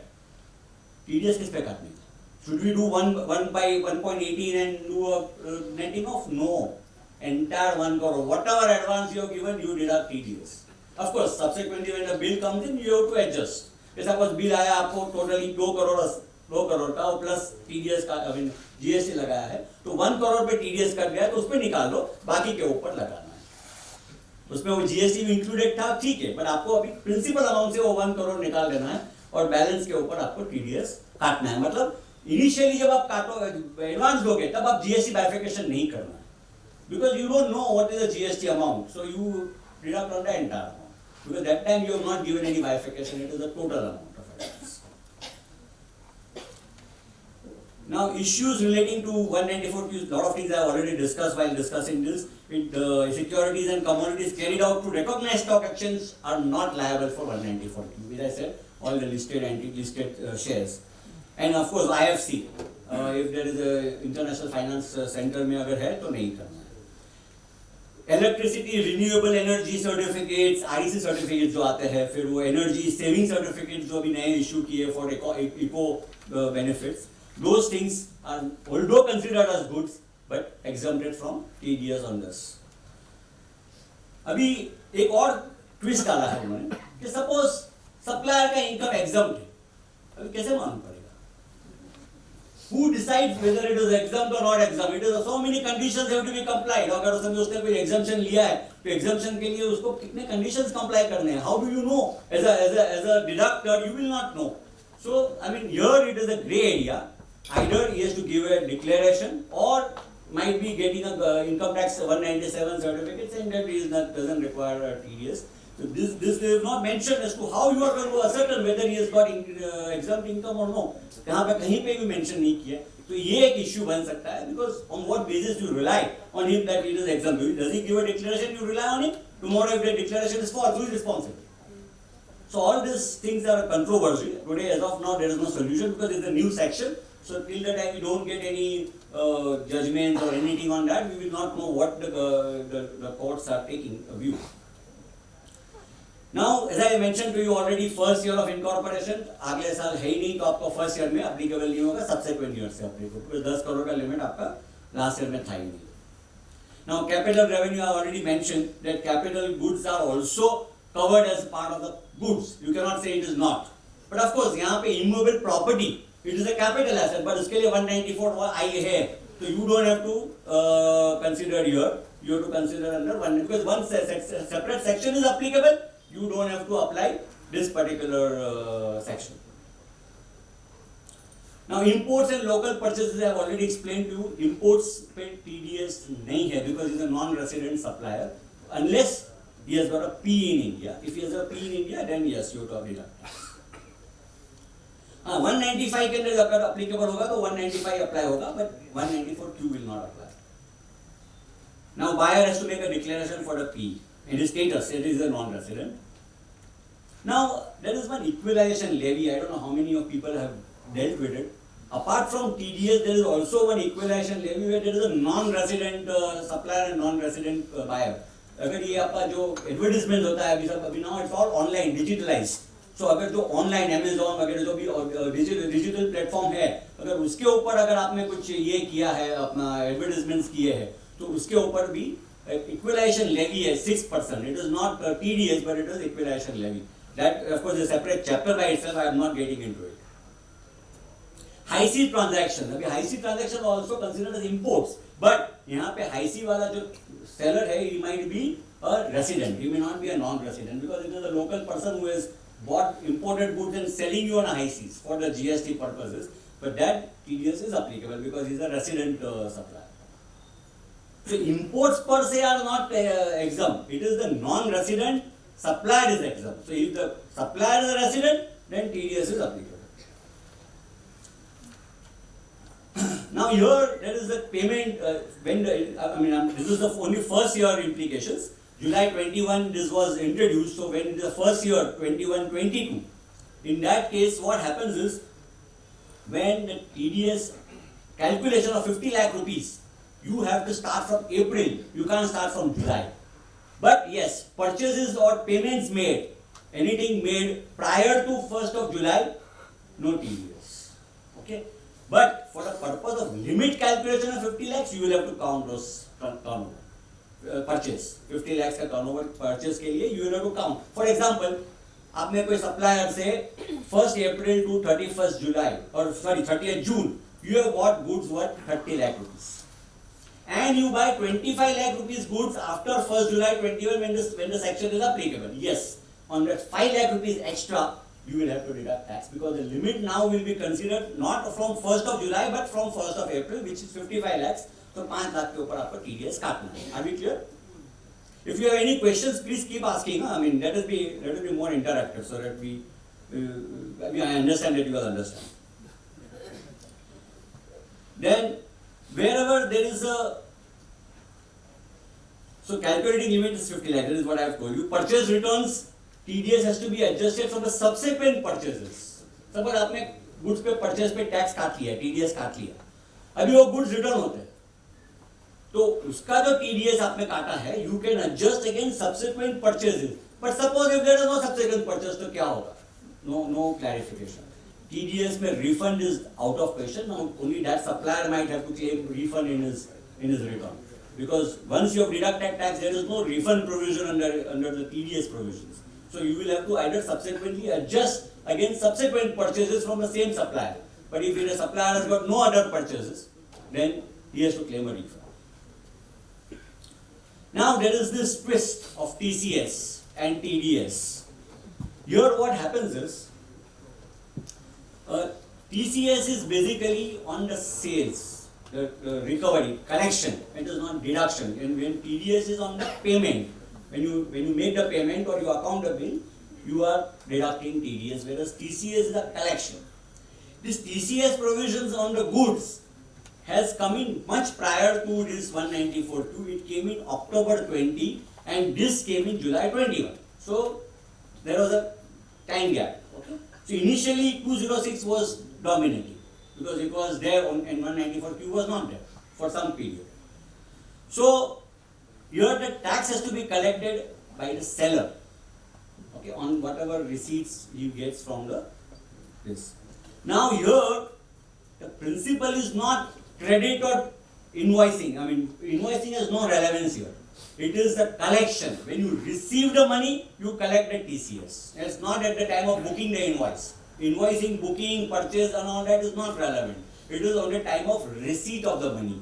Now when it is a receipt of money, it will be on the gross amount and there is no question of GST exemption. It is on the gross amount. Here again the same principle, 50 lakh rupees limit and 10 crore rupees limit is already there. So it is applicable. Rate of tax is same 0.1%. There is no, and of course it is including the GST. Tax is collected by the seller when he collects the amount. Okay, hence the receipt base. It is not on the booking of invoice. Now, goods being exported out of India is exempt because it is not covered under it. Exemption is there. Then there is a liquor or human consumption, tend to use all that. A separate section of 206 is applicable. TCS, so you don't apply to this section. 1H, it doesn't apply. Motor vehicles के लिए separate section है, foreign रेमिडेंस के लिए separate section है. तो ये इसके लिए अगर वो ये हो रहा है, दोनों में ये कॉन्फ्लिक्ट हो रहा है, तो 20 that respective section applies and not 2061H. E commerce का अगर ये है 194 है तो 194 वो will apply and not this particular 1H. Now अगर 194Q और 206 में क्या होगा? यहाँ पे एक बाजू सेलर है और एक बाजू परचेजर है. दोनों को रिस्पॉन्सिबिलिटी है कि भाई टैक्स, एक बोलता है टैक्स, एक को बोलता है टैक्स काटो और दूसरा बोलते हैं टैक्स कलेक्ट करो. कौन करेगा? What gets the priority? Who is the boss? The section says 194Q is the boss, the prevails, is the higher end. Now, how do you determine when he has got the higher end? If the seller does not deduct tax, then 194Q applies. Okay? So 194Q prevails over 206. Okay? Unless 194Q नहीं apply होता है तो 206 आएगा.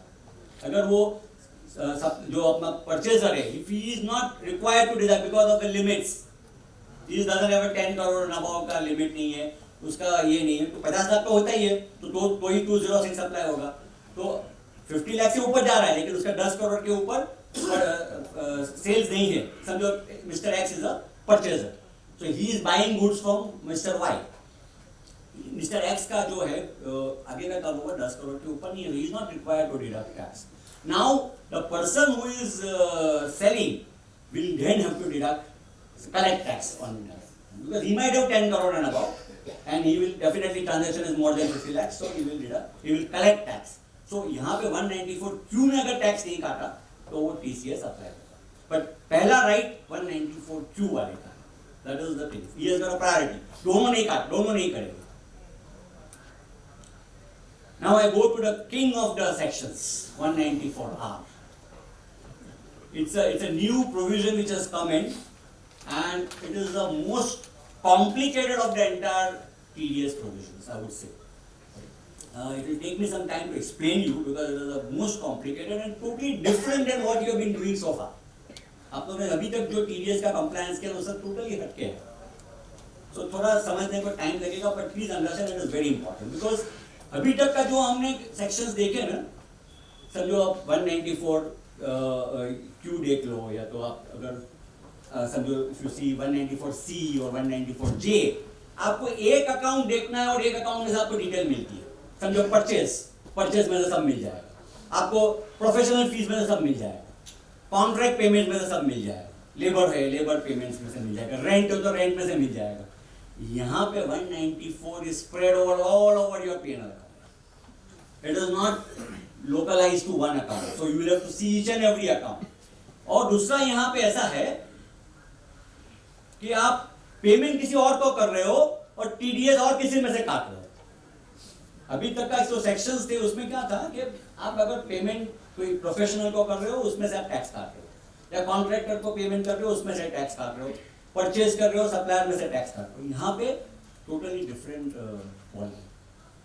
you are paying to somebody else, but it applies to somebody else and you deduct tax from somebody else. So that is a very interesting thing, how it makes it a little more complicated.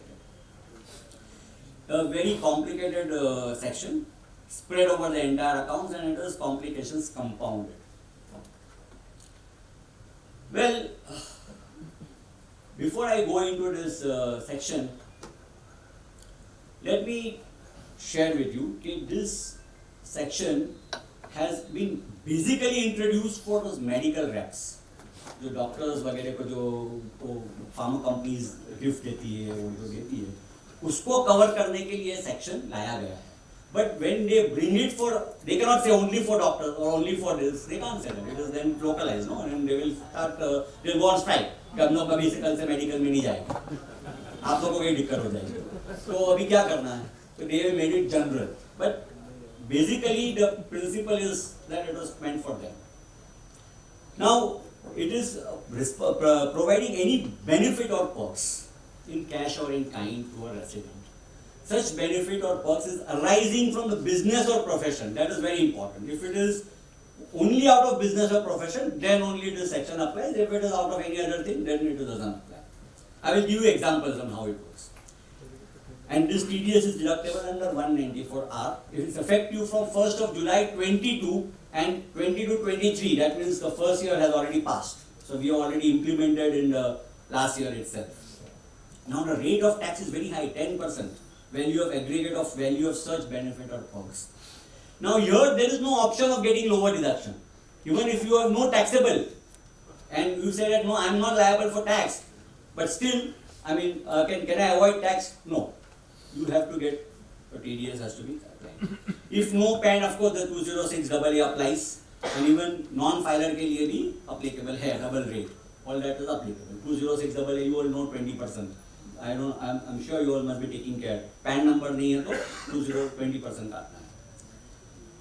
तो 10% का rate 20% हो जाए.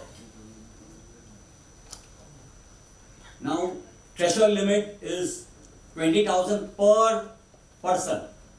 So suppose if I am giving benefit to 10 people and each one crosses 20,000, then yes, to those people who I am crossing 20,000, TDS is applicable. And here again, that it is not like the 50 lakhs. Suppose if you cross 20 and it becomes 20,001, on the entire 20,001 TDS is applicable, not on that one rupee. Please understand. It is not that you don't get the benefit of this 20,000 deduction. Okay? Now again the same concept. When this section was introduced in July, so for the purpose of limit, you have to consider April to March and not July onwards. For the purpose of limit, but TDS is applicable only from July. But suppose if 15,000 benefit was provided in 15th or 11th of April, and another 15,000 was provided on 1st of October, TDS will be applicable only on 15,000. But yes, because it has crossed 20,000 together, 30,000 is more than 20,000, definitely this section is applicable. Although part of it is prior to the applicable, but it is there. Now here very interesting thing I would like to say. Many of the sections, I mean, why this section is very complicated, I can explain. And the government themselves have acknowledged that it is complicated. How? This section was applicable from 1st of July 22. It was introduced in the Finance Bill 22. In February 22 it was introduced. And made applicable from 1st of July. In June, even before the section is applicable, and in October, another 2 months or 3 months of the implementation. Why? If you read this only 194R, you will not get anything. Whatever I am going to talk now, कुछ नहीं मिलेगा section में. आप बोलोगे ये सब कहाँ से बात कर रहे हो? वो circular है. दो circular से बात कर रहा हूँ. तो circular में पूरा section है. उसमें तो खाली बस ये है कि आपको काटना है टैक्स और ये सब लिमिट्स वगैरह बस उतना ही दिया है. किस पे काटना है, कैसे वर्कआउट करना है, क्या करना है, वो सब effective है. That circular. So circular is more important than the section, it seems. Okay, or it is more of a law which governs this 194R. So you must read those two circulars. I have tried to capture the circular here. Now, when are we supposed to deduct TDS? This is very interesting. Generally हम लोग 194C और जो बाकी सब sections होते हैं कभी करते हैं टैक्स, कभी काटते हैं. हम समझो for example if you made a payment, let's say in the month of November, what is our due date for payment of tax? 7th of December, right? Simple, everybody knows. In case of 194R, that benefit is not available. I am giving benefit, let's say today is 2nd of December. I am giving benefit on 2nd December. The tax has to be paid on or before 2nd December. On or before. No credit period. The government doesn't want to give you credit. So before the benefit is given, you have to pay the tax. Pay the tax. Huh? Deduct to karna hi hai. Pay the tax to the government. Now how? Generally हम tax ऐसे भरते हैं, हम TDS जो काटता है वो भरता है ना, बराबर है, सिंपल लॉजिक, पर अभी इसमें नहीं है ऐसा. इसके अंदर दोनों ऑप्शन है, जो काटता है, जो बेनिफिट दे रहा है, वो तो उसको भी ऑप्शन है, वो भरेगा टैक्स, जिसको बेनिफिट मिल रहा है वो भी भर सकता है. ये अभी तक कभी नहीं था. कोई भी TDS में देखा है प्रोविजन के भाई जो पेई है वो भरेगा? नहीं, यहाँ पे है. अभी वो कैसा है? I will explain. Very simple. अभी suppose some company has distributed gold coins during Diwali or during the festivals, gold coins to their customers. Gold coins of 10 grams or 30,000 के 60,000 के ऊपर जाता है और 30,000 के समझो ऊपर गया. Actually, if you give 5 grams of it, it is 30,000. अभी 20,000 के ऊपर गया, तो naturally it is a benefit for the customer. You are giving a benefit to the customer in kind. So TDS applicable होगा. अभी आप जो गोल्ड कॉइन दे रहा हूँ उसमें से मेरे को 10% काटना है, क्या 10% काट के दोगे गोल्ड कॉइन का? नहीं कर सकते, तो आप तो गोल्ड कॉइन पूरा ही दोगे, तो अभी TDS कैसे काटोगे? You have to gross up. Suppose आपने TDS ये गोल्ड कॉइन लिया है 30,000 का, assuming for a minute. Now 30,000 becomes 90%. So you gross up and work out what is 10%. So यहाँ 10% नहीं होगा, 11% हो जाएगा. You calculate. I mean it is arithmetic. I don't have to do anything. Just that becomes 90%. So what is 100%? और उसका 10% निकालो. So effectively it's 11% on 30,000, 33,000 के आसपास आएगा. That extra tax you will have to pay to the government. Okay. So that is one option. That means when giving the benefit you are making the payment. Okay. Second option. Now the payee says, बस मैं भर देता हूँ तुम्हारा tax, तुम मेरे को benefit gold coin दे रहे हो ना, तो मैं थोड़ा तो भरूंगा ना, भरने दो, फाइन. ऐसे भी देखो वो tax what he is paying is over and above the benefit is getting, and that he will get a set off in his return. No, अभी वो बोलता है कि चलो नहीं आप इतना मेरे को गोल्ड कॉइन भी दे रहे हो, मैं ही टैक्स भर देता हूँ, तो वो टैक्स 30,000 पे 10% भरेगा. He will not gross up because he is getting the benefit. Correct? उसको जो बेनिफिट मिला उसमें से 10% बढ़ेगा. Now see this is very important. Now उस पे क्रॉस अप नहीं होगा, बिकॉज जो बेनिफिट दे रहा है उसके लिए तो 30,000 plus is that is 90%. Now here he received 100%. From that he is paying 10% by check. He received in kind, but he is now from his pocket he is paying that check. So उसका जेब में से जा रहा है, तो 10% ही बढ़ेगा. जो भी वैल्यू होगा उसको बताएगा कि भाई 30,000 का ये वैल्यू है, वो हिसाब से अभी 3,000 रुपीज भर दो. जबकि वो जो पेयर भरेगा तो वो 3,300 भरेगा. So there is a difference. Now how does the payee pay? He doesn't have a TAN, nothing like that. अभी TAN तो मेरे पास है. You need a TAN, no, for paying TDS. How will you pay? वो क्या करेगा? He will pay as an advance tax. सुना है कभी TDS में एडवांस टैक्स? एडवांस टैक्स, तो एडवांस टैक्स बढ़ेगा. अभी advance tax he cannot utilize for his tax payment. Understand this? Because that वो अपना टैक्स में भी यूज कर लेगा. He cannot. He will have to give a declaration to the person who is paying this कि भाई I have made this payment, there is a challan attached to this, and this payment I have made for this as a TDS on your behalf. So you, when then this person who is giving the benefit will file his return with this tax challan. There is a facility available to use this challan for making the TDS return. Otherwise you can't. Okay, so you see that all that is there in the part of the process, the procedural part. Then in the filing TDS return, you will be able to capture this challan and can show that as a payment against your TDS which you have shown. Because the return has to be filed only by the person who is giving the benefit. He cannot file the return. He will file his own tax return when he will file it, but then he cannot claim this challan as a payment for it. He will give a declaration. So this is very interesting. So this is something different than normally what you do. So 194R is, as I said, it is different compared to. Now here, as I said, who doesn't have to do this? If he is an individual or HUF whose sales turnover does not exceed 1 crore during the immediately preceding year, and or is gross receipts of that this does not exceed 50 lakhs during the immediately preceding year. So these are the two conditions which you can say that you will not be covered under the profession के लिए 50 लाख है और business के लिए 1 crore. Individual HUF के लिए अगर LLP है तो applicable है irrespective of the turnover. कोई restriction नहीं है, कोई turnover का ये नहीं है, criteria नहीं है. Now here there is the important thing is arising out of business or profession. Now if this benefit is given to an employee, not TDS, because 192 applies. It's an employer-employee relationship. 194R will not apply. Okay? 194R applies only to the business people, not to the employer-employee. Agar non-resident hai, recipient, not applicable.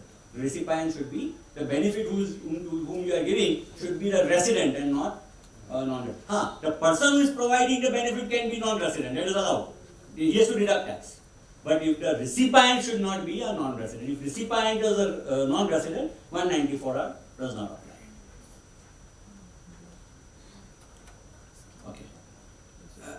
These are already we have discussed how the payment is to be made. The payer by crossing up, pay by this. और हाँ, payee can also do one more thing. Instead of he said मेरे को advance जमता नहीं है, मैं आपको 10% का check दे देता हूँ, आप भर दो, ठीक है, वो भी चलेगा.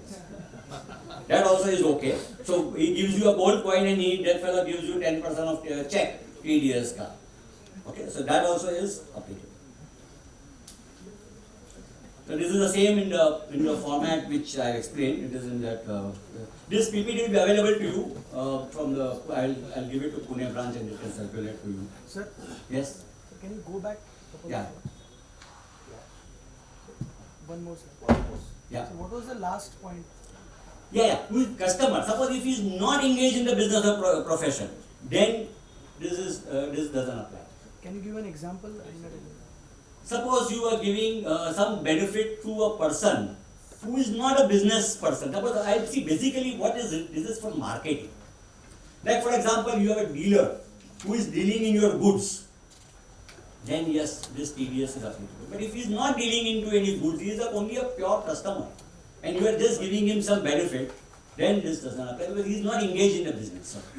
So you are engaged in business, but he is not engaged in the business. So that means the SSE. Yeah, person who is getting the benefit. So that means the person who is giving the benefit. No. No. That means that person has to maintain separate separate distinction. Yeah. I'll got some examples on it. I'll come to it. I'll explain you this in detail when I got some beautiful examples on this. Yeah.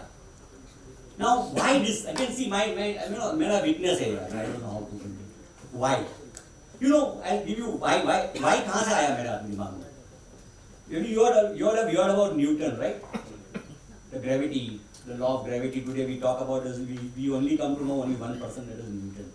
Apple must have fallen on so many people's head before Newton. No? It was only Newton who asked why. So you see, today he is remembered. Otherwise nobody else remembers. कितने के sir पे Apple गिरा होगा, क्या गिरा होगा मालूम नहीं. So this is how why is very important for me, and I always believe in that. Sometimes somebody will remember me. Okay, why this particular section has been brought in. You know, there is always this 194 is a new section, but एक already existing section था quietly lying in your income tax act, but nobody knew it. 28(4). पढ़ा है किसने 28(4)?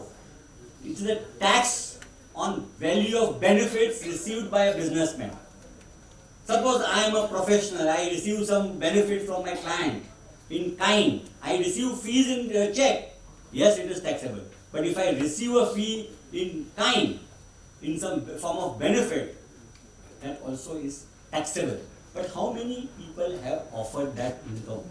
I know so many of my clients.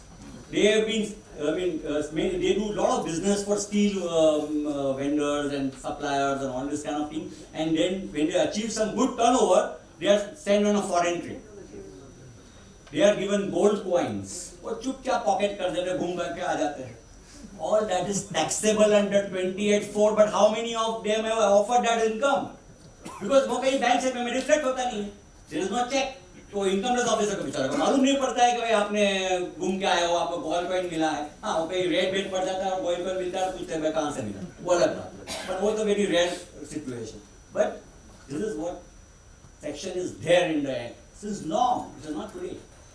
There was no trigger.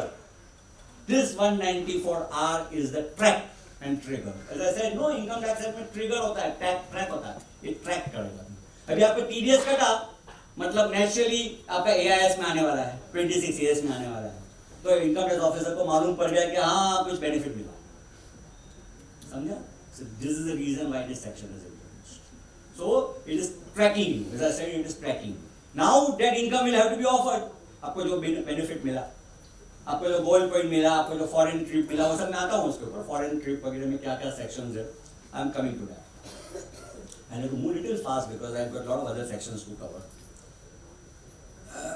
Now what are the things which are we supposed to, now when I am deducting tax or I am supposed to pay the tax, I am supposed to check whether he is offered his income? No, that is his headache. But उसका trigger हो गया. I am giving a trigger to the government कि देखो उसको मैंने कोई benefit दिया, आप देख लो उसको यार, जो करना है करो. अगर उसने नहीं ऑफर किया तो वो जाने, हमने को कोई देखने का नहीं. Whether it is capital, suppose I give a car, now it is a capital asset, still 194R applies. Whether a capital or revenue में कोई distinction नहीं है. Now wholly or cash or partly in cash, partly in kind, yes, still it is benefit and still it is under 194R. हाँ, अगर आपने cell किया और उसमें सेल डिस्काउंट दिया, कुछ आपको रिबेट अलाउ किया कस्टमर को, that is not 194R because it is reducing the sales component and it is a part of a normal business transaction. There is no question of benefit. It is a, like you are doing competitive business, so you might have to give discount, you have to sell no your product, तो क्या करेंगे? So you that does not attract any 194R. हाँ, if it is to a government entity again, now here I am not getting into it. You all understand what I mean. So, yes. Many times free gifts are given with the, if you take 200 gram packet, you get some gift along with that. Yes, my next slide is on that. I will explain. Yes, it is applicable. Definitely 194. Free samples or free extras. Yes, 194 are applies. Are provided to employee for traveling? No. As I said, 194R does not apply to employee. If there is an employer-employee relationship, 192 applies. Section 7. If there is a perks under 17(3), yes. Otherwise, no. So, any relation of employer-employee, 194R is out. Okay. Before we go into her question, how do you value benefits? Because it is in kind. How do you value? So we have given a valuation norms. So if there is something which you cannot, if you are not bought, it is something which is coming out of your own system, then it is fair value of that goods. So you have to find out what is the market price of that and you determine the value. If you have purchased it, like gold coin आपने purchase किया है, yes, आपने कोई holiday package purchase किया है उसके लिए, because actually you are not in the business of holiday. You have bought, you have paid to the travel agent for his air tickets, his hotel accommodation, everything. All that whatever price you have paid will come as a 194R. So that is the cost, that is the value. And if you are manufacturing this item, so whatever you are selling to other customers, that will be your, suppose you are manufacturing a lot of products and that product you have given, what you are selling to outsiders. GST is not to be included. Suppose if you have purchased at the GST, then the GST is not to be added for the purpose of benefit. Yes, this is very interesting. We had never thought about this. Suppose I will give you my own CFO. Okay, we send our client, our staff for audit. We are into profession, right? We are business. We have got a client who has got a branch office somewhere outside Pune. Let's say it's got somewhere in Goa, and I have to send my team to Goa for audit. Now the client does not have a hotel over there, so we have to give an accommodation to my staff who is going to work there. maybe 10 days, 15 days they have to work. Now there are two choices. The client will arrange for the accommodation, they will pay for the hotel and my people will stay. So the bill of that hotel will be definitely in the name of the client because he is arranged accommodation. So there is no question of reimbursement and there is no question of benefit because it is part of my job. Now suppose I make a booking of the hotel. As a firm, we make a booking for my team in the hotel. Naturally the bill will be in our name. We pay to the hotel and then later on, along with our bill, we will claim reimbursement of expenses. Whatever OP we have spent, whatever out-of-pocket expenses we have incurred, we are eligible for claiming, including the travel and all that. So we will attach those bills and send it to the client for making the payment. Now here it is our own fees as well as expenses. Earlier to this 194R, those expenses were never attracting any TDS. We all know this. Because it's a reimbursement of expenses, there is no question of TDS. Yes, on my professional fees, they will charge me 10% on 194J. Very simple. Now here, 194R. अभी benefit कहाँ से आया मैं समझता नहीं, please. Don't ask me why. So ये जो मैंने बिल मेरे नाम पे है, मैं reimbursement claim कर रहा हूँ from the company and since the bill is in my name, if the bill was in the name of the company, no TDS. But if the bill is in my name, our firm's name, and they are reimbursing me their expenses, they will deduct 10% TDS even on reimbursement. यहाँ पे उन्होंने थोड़ा twist डाला. The company can bifurcate these payments into two parts. One is my professional fees, 194G apply करो. जो बाकी का expenses है उस पे आप 194R apply करो. दोनों का रेट 10% है तो कोई प्रॉब्लम नहीं, 10% में TDS का. और alternatively, the entire amount they can say 194J also allowed. So you are not violating 194R because you have deducted under 194J. एक बार तो टैक्स कटा है ना, दो बार तो नहीं कटेगा किसको. So that leverage they have given, that is there in the circular. So I mean you are supported by a law. I mean you are not. I am not talking anything in there. So it is there as per this particular circular. So reimbursement, if it is there, that also attracts TDS. Please, so far अब तक reimbursement में कभी TDS काटा ही नहीं, पर अभी काटेगा. Of course, I will get that as a set off because naturally that whatever I will show that as the amount I have collected and I have paid. So there is no question of income, but then TDS का मेरे को set off मिलेगा. It's not a loss to. That you have to show it as a reimbursement received and you show expenses because you have paid. In that case, GST implications. Yes. तो अभी देखो ये एक में से you are fire out of this, you have to balance it. But you can charge GST to them and they will get input in case. Now her question as to suppose you give some benefits. Now cosmetics, car, some given to the now this is not the question. Sorry, this is something different. Suppose I am doing some advertisement film for my client. Advertisement film कर रहे हैं हम और वो advertisement film के लिए मैंने कुछ material दिया है. मैं सेल्स के मेरे लिए कुछ एक फिल्म बना के दो तो उसके लिए मेरा यहाँ से मटेरियल लेके जाओ. अगर material is given up and now that person doesn't return 194R applies. But if he gives it back after the shoot, then 194R doesn't apply. मतलब उसको आपने दे दिया permanently तो application होगा. Now अभी conference. See, these are the means of giving benefit to various dealers.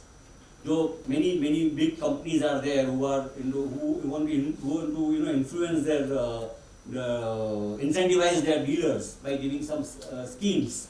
They'll say, okay, I will take you to some resort, foreign resort or somewhere आपको घुमा के लेके आएंगे और आपको vacation देंगे, holiday देंगे. All that is 194R. Now there is an exception. If that vacation or holiday is just, you forget the name of holiday and vacation, you call it conference. And that conference, see, they all know, income tax department is very wise now. अपने से ही सीखे हैं कि भाई ये conference का तो खाली नाम होता है. वो एक्चुअली घूमने का ही होता है, it is holiday only. So what they say is कि भाई you have to see what are you going to do in this conference. If it is, first of all, that conference should be applicable to all your dealers. It's not only those dealers who have done more than 50 crores or those dealers who have done something about some limit. That means they are incentivized. If it is to all the dealers, then it is an education. You are training your team. Okay, you want to train your dealers on the new products that the company is launching, how to use this product, how to market this product. All that is a training program. They have listed out. Very clearly listed out that ये objective होगा और conference में भी तुम क्या अंदर सिखाते हो अलग बात है, बट वो तो ये होना चाहिए, तुम्हारा मेन एजेंडा में होना चाहिए कि भाई ये आपको सिखाना है. तो ये कॉन्फ्रेंसेस के लिए अगर ये सिखाया है तो ये कॉन्फ्रेंस आपका not 194 note TDS. Okay, but उसमें वापस कैच है ना, क्या करेंगे, कॉन्फ्रेंस होगा 2 दिन का, फिर हम बोलेंगे भाई 2 दिन आप पहले आ जाओ, 2 दिन बाद में रहो, हम घूमेंगे 2 दिन. People fertile minds, no? So they come out with lot of ideas. Because benefit तो मेरे को देना है आपको, खाली कॉन्फ्रेंस का खाली नाम है. So they have provided that way कि 1 day before and 1 day after allowed. अगर आपने ज़्यादा रुकाया तो 194 hours. Very smart. The government is learning from us. I'm telling you all these tricks of whatever we have only taught them how to. So they have learned कि भाई ये ऐसा करते हैं लोग, तो फिर अभी how to plug it. So they have plugged all these loopholes. So 2 दिन का पहले, मतलब 1 दिन अलाउड है. Why 1 दिन? Because maybe travel करके आप आए हो, दूसरे दिन ट्रैवल करोगे तो उतना लेवरेज दिया है, बट उसके अलावा आपने रखा है तो अप्लीकेबल हो गया.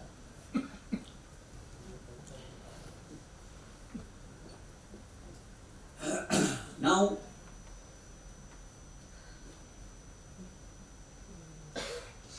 एक बार अगर 194 का ऑब्लिगेशन दूसरे सेक्शन में अप्लाई हो गया तो इसमें नहीं अप्लाई होगा. That is what it says.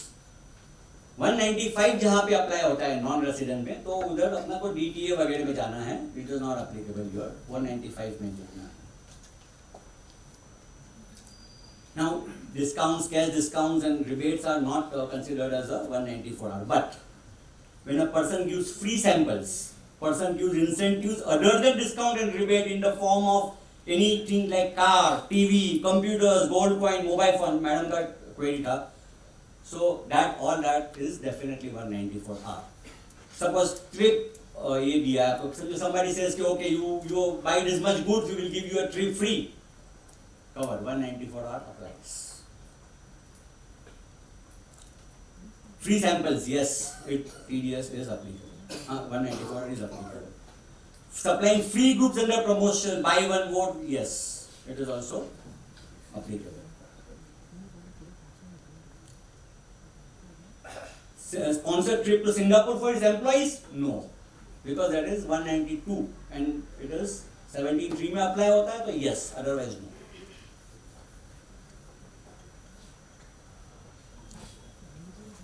Now as I said, auditor is already explained कि auditor ने अगर भेजा है ट्रिप पे तो how, so that I already explained. अभी यहाँ पे input of GST, yes, your query was there, which service provider who gets input of credit of GST, that question will come, yes. But suppose for example if you claiming reimbursement of some ROC fees paid or something which you have spent for the government and you are claiming reimbursement, तो it is a pure agent है, तो वहाँ पे TDS is not applicable. यहाँ पे question is that bill is in the name of the auditor, the firm. Be it when you pay ROC fees, it will be in the name of the company. So it is not in your name. So there is no question of TDS. Sir. Yes. Sir, regarding free sample. Yes, yes. You said it 194R will be applicable. So in case of a dealer where free sample is given, he is supposed to pass it on to the customers, 1+1. So isn't it sort of? Yeah, it is double, but and see they are tracking. So whether you got a benefit and whether you have shown in a sales. No, the offer comes, like for example. If they have given free, then there is no question of tax नहीं लगेगा उनको, but TDS का है. तो फिर उनके income में add हो जाएगा ना सर. इनकम में ऐड नहीं, पर उसको डिडक्शन भी मिलेगा ना, is given it back. Deduction कहाँ मिलेगा sir? Because he is not got the benefit. He has given it back, that benefit to outside. See, so he doesn't pass on, he sells, then what happens? How do you? For example, most of the consumer products, वो आता है ना कि आप. Yes, he has to ideally pass it on. Suppose if he doesn't, then what happens? Who tracks? नहीं customer तो मांगता है ना सर, अरे इसके साथ ये फ्री है दे दो मुझे, तो 90% केसेस में पास ऑन तो होता है. Correct, but see there is no clarity here in this. What happens to the deduction? But you should get deduction because you can say that yes, I have not kept the benefit. I have got like how it's a pass back to back. But TDS is tracked. So tracking. Another point is customer को मालूम नहीं रहेगा, how do you pass it on? नहीं customer तो आपको तो you are giving the benefit to this person. No, then whom it is, then we are not concerned. We are not looking at the ultimate customer. We are looking at our customer. Suppose I'm a main distributor. I am giving to my dealer. So I know my dealer. No, उसका PAN number होता है मेरे पास. So I am selling to them. Now, whom he is passing on, we are not concerned. Yeah. This I've already explained about this accommodation. This is medicines to a doctor. See, with these pharma companies, they go and give it to the doctor. Suppose if they have gone to a hospital, there are now, as I said, limit of 20,000. How it is applicable? Now there are 10 doctors in one hospital. हर एक doctor को जाके मैं 20,000 का item देता हूँ. Now, whether individually should I consider 20,000 or there are 5 doctors, 1 lakh का amount हो गया मैंने 1 lakh का benefit दिया to 5 doctors, but each one is 20,000. But it is to one hospital. No, it is for the benefit of the hospital. Doctor is only working there. He is only giving the service over there. So it is considered as one hospital, as one recipient of the benefit. Who is getting the benefit? The hospital. So we have to consider limit in the totality. That is mentioned in this.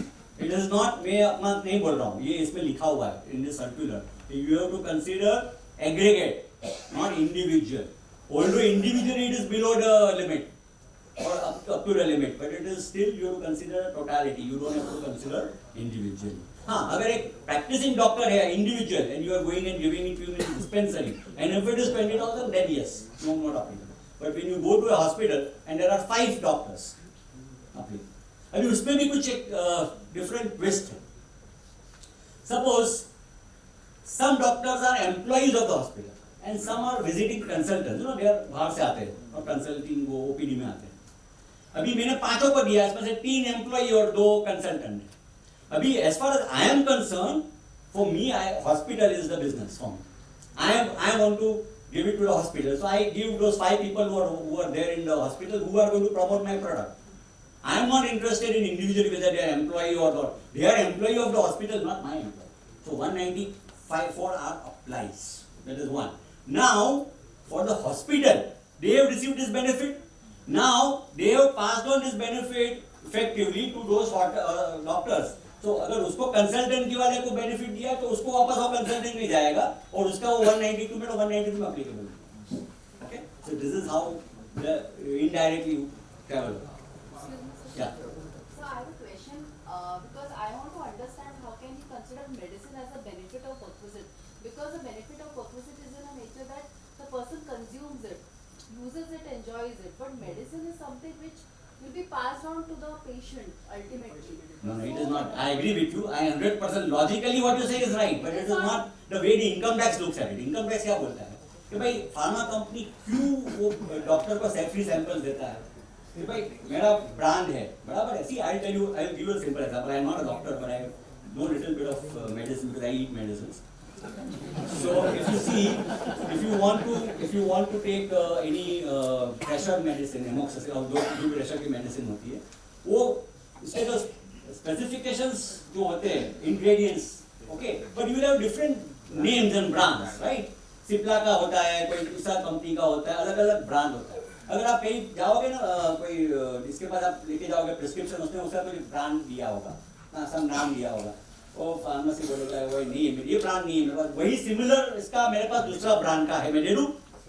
अभी if you believe him then you take because it is the same, उसका जो ingredient same है but वो brand अलग है. वो क्या market करता है, see it depends on what you give him. Suppose Cipla वाला जाके उसका अपना प्रोडक्ट लेके आया और दूसरा एक्स कंपनी ने अपना खुद का प्रोडक्ट लेके आया उसको, तो वो based on that he will decide what to sell. So this is the thing where the marketing is important. So benefit is not to the consumer कि भाई मेरे को क्या खाया मैंने, बोलिए दूसरा फार्मेसी खाता भी नहीं, वो डॉक्टर है, वो प्रिस्क्राइब कर रहा है, तो he will try to prescribe those which he has got, उसको मालूम है क्या कौन सा मेडिसिन दिया है. So this is the art of advertising, something like that. So this is the reason it is a benefit given to the doctor. I mean, ultimately the pharma company को ये बोलता है ना, advertisement होता है ना उसका. और डॉक्टर तो क्या होता है, doctor will prescribe this medicine, तो उसको ये बेनिफिट मिलता है गुड मेडिसिन से. And sometimes I know this doctors give this as a free samples, दे देते हैं पेशेंट्स को, बेचते हैं कि नहीं मालूम नहीं, पर फ्री सैंपल्स देते हैं.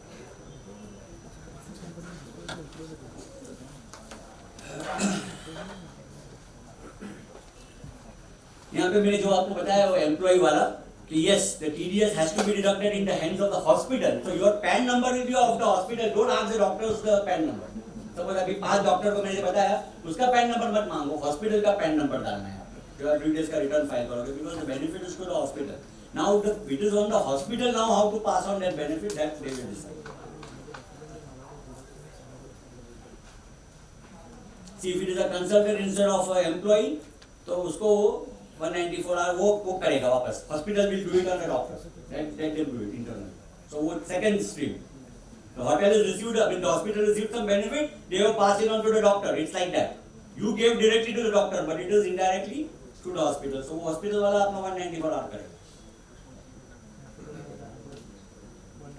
So little, that is the reason I said no, 194 R is a master complicated cell. TDS. These are some, I think we will need to move a little fast because my time is running out, and we will go into 195 is also very interesting, so we will skip this. This is some given advance for some purchase of a property and you never acquired, but that benefit is given, so that is taxable 194 R price. Of course, provided that person is into the business of real estate. If it is not, then no.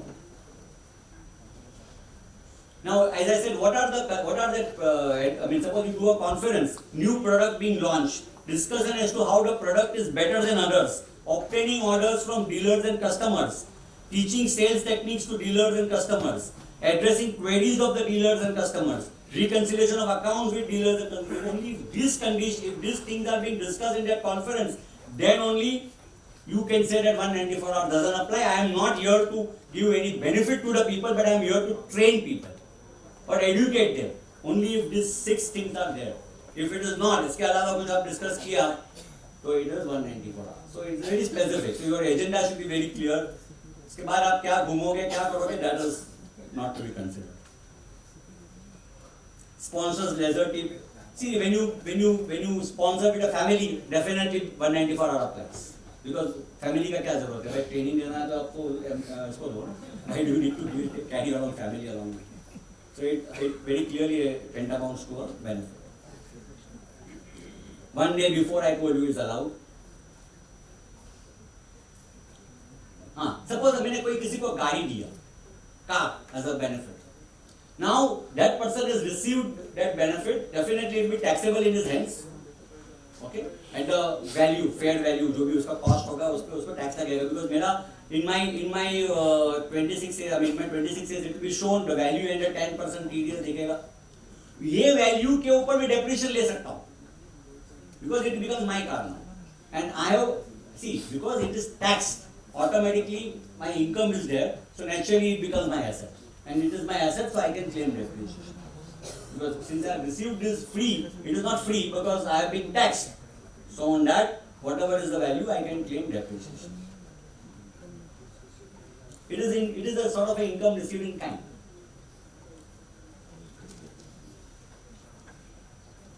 Okay. Rent-free accommodation to a director. Now, if he is an employee, then no 194R, because he comes under 192 and 17(3) and everything takes care. But suppose if he is a non-executive director, he is being given accommodation, then 194R applies. Suppose there is a waiver or settlement with a bank, one-time settlement, then although there is a benefit, but they said no, we will not consider it as a benefit under 194R and we will remove it. Of course, they have again, see, whenever they want to give any benefit, no, वो बहुत specific होता है, ये bank और ये financial institution का कोई नहीं मिलेगा। ओके, उसमें एक वर्डिंग है, systematically important non deposit taking non banking financial company.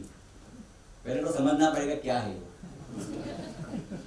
Non deposit taking, systematically, जिसका 100 करोड़ के ऊपर एसेट्स है वो सिस्टमेटिकली इंपॉर्टेंट बोला जाता है। Non banking financial company NBFC है और उसमें वो डिपॉजिट नहीं लेते और उसके assets values are more than 100 crore, then they come under systematically important. So then अगर वो है तो आपको उससे सेटलमेंट किया तो वो TDS is not applicable.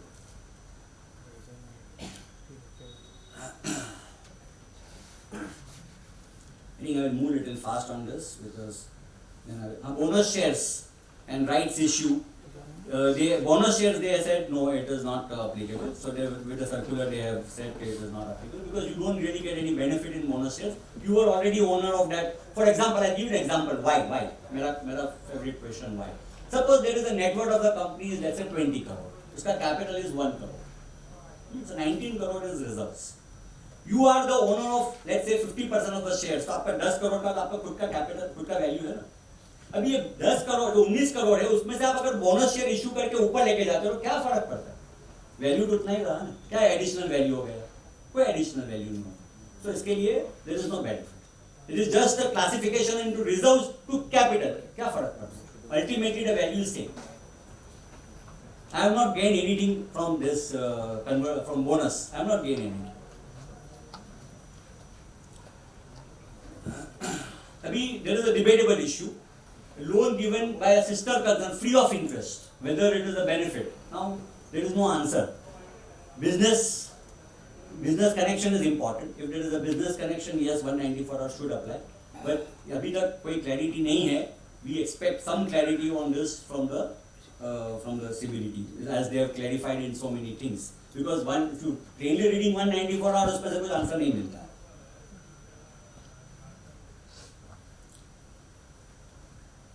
Okay, non-filer and all that we have already discussed. Payment to non-resident. This is again a one very interesting controversial section 195. Now 195 says there is certain tax rates provided by the finance bill. Finance bill every year gives the TDS deductions, how much you have to do. And non-resident के लिए one very interesting thing is that any payment to a non-resident. So वहाँ पे कोई threshold नहीं है कि भाई ये 30,000, 50 lakhs, कोई threshold नहीं है. 1 rupee payment TDS is applicable.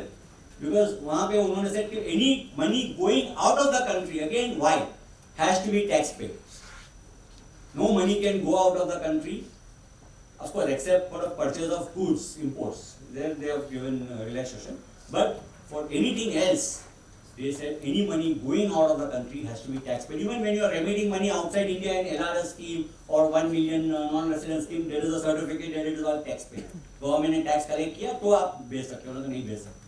तो यहाँ पे वो exit barrier है. वहाँ पे checking होता है कि भाई आपने tax भरा है कि immigration.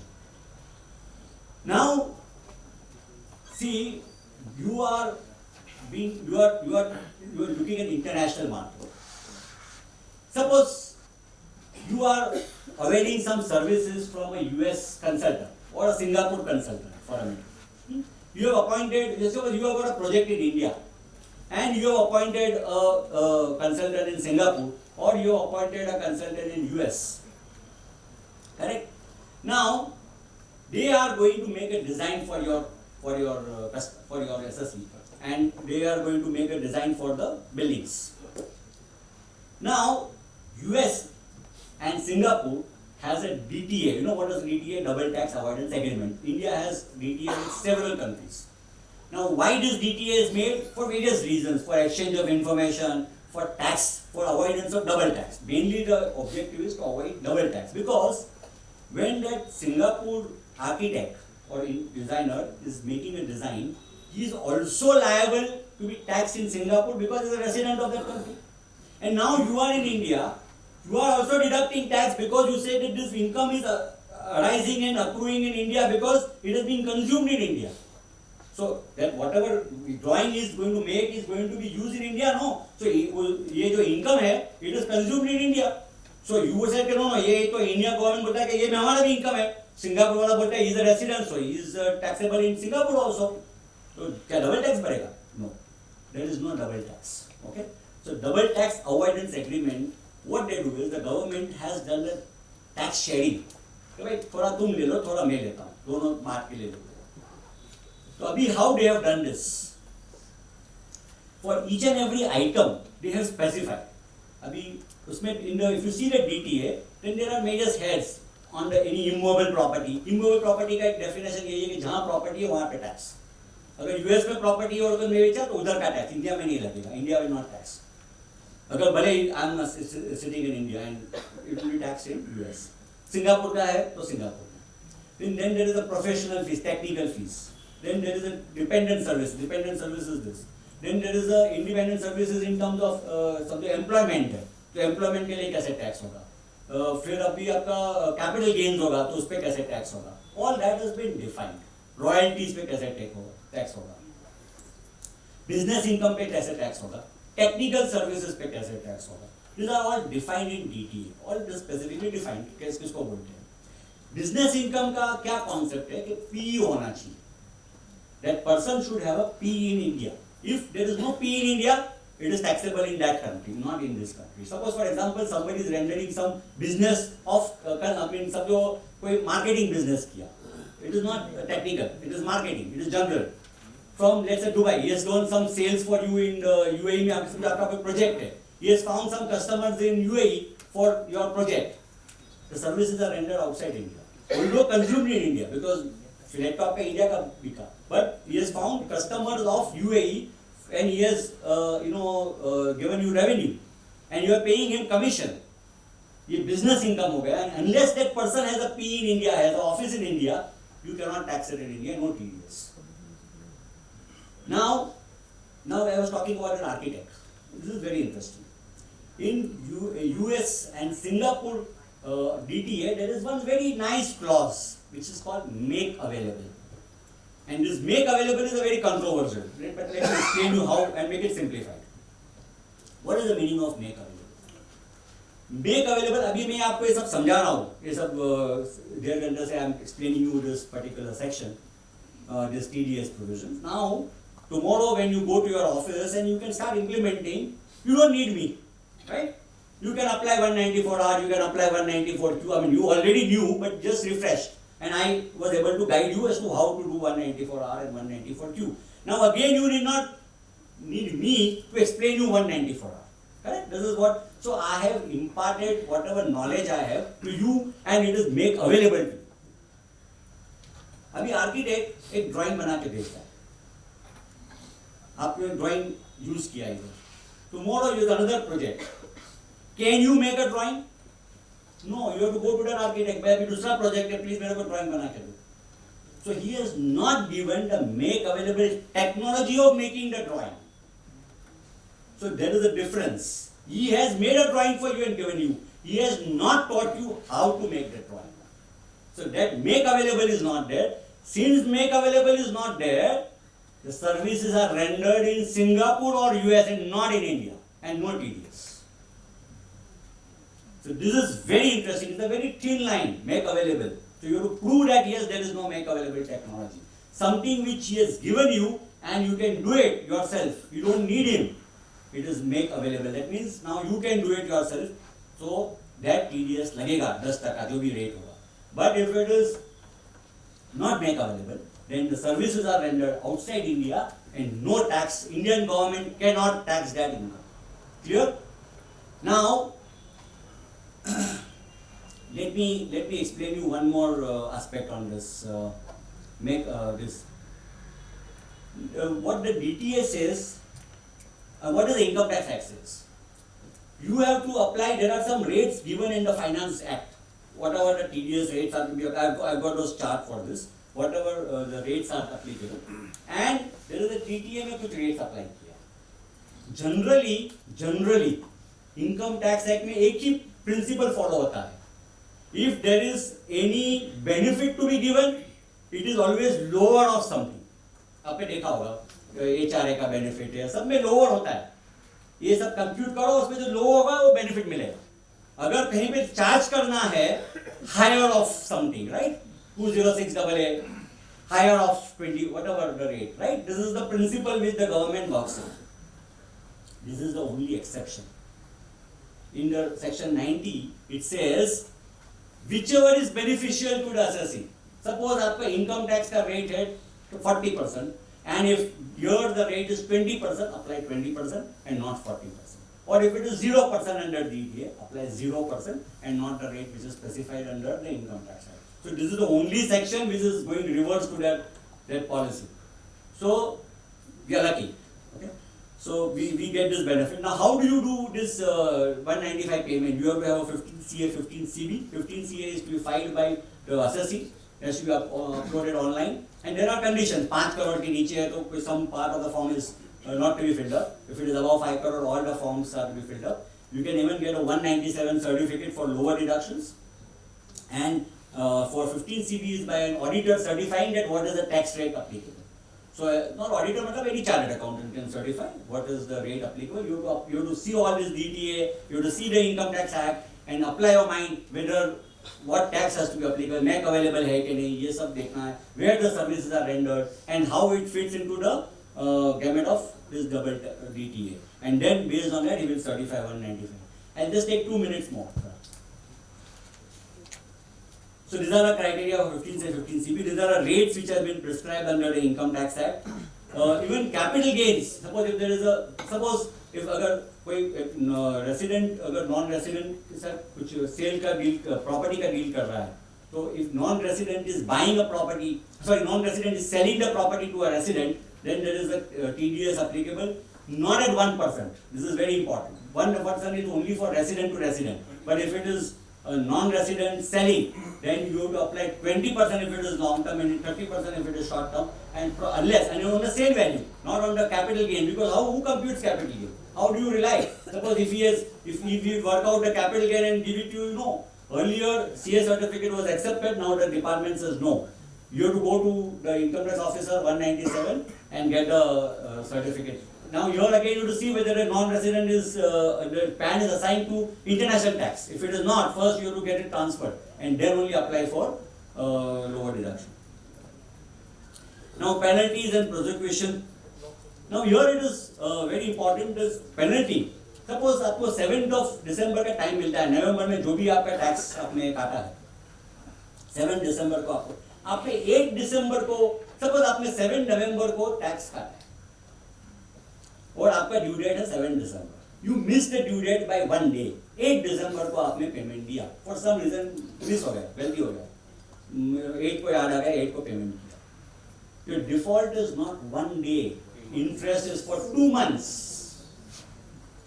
In November and December. It starts from the day of reduction. And they don't consider number of days. It is months. Part of the, suppose 1 day delay is 1 month.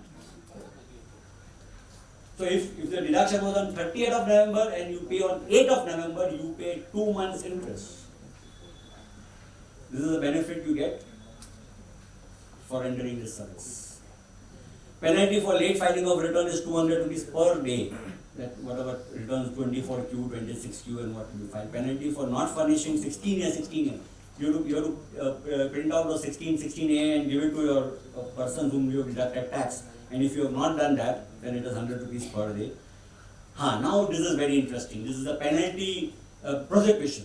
276B is the prosecution which our first floor at Bodhi Towers is very famous. You file a return. They don't know.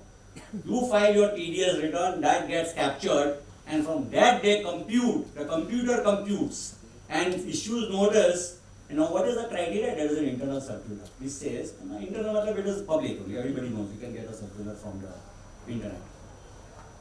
Now the circular is so drafted. I spoke to the various people out there also, and they also confirmed that yes, there is a lacuna there, whatever you call it.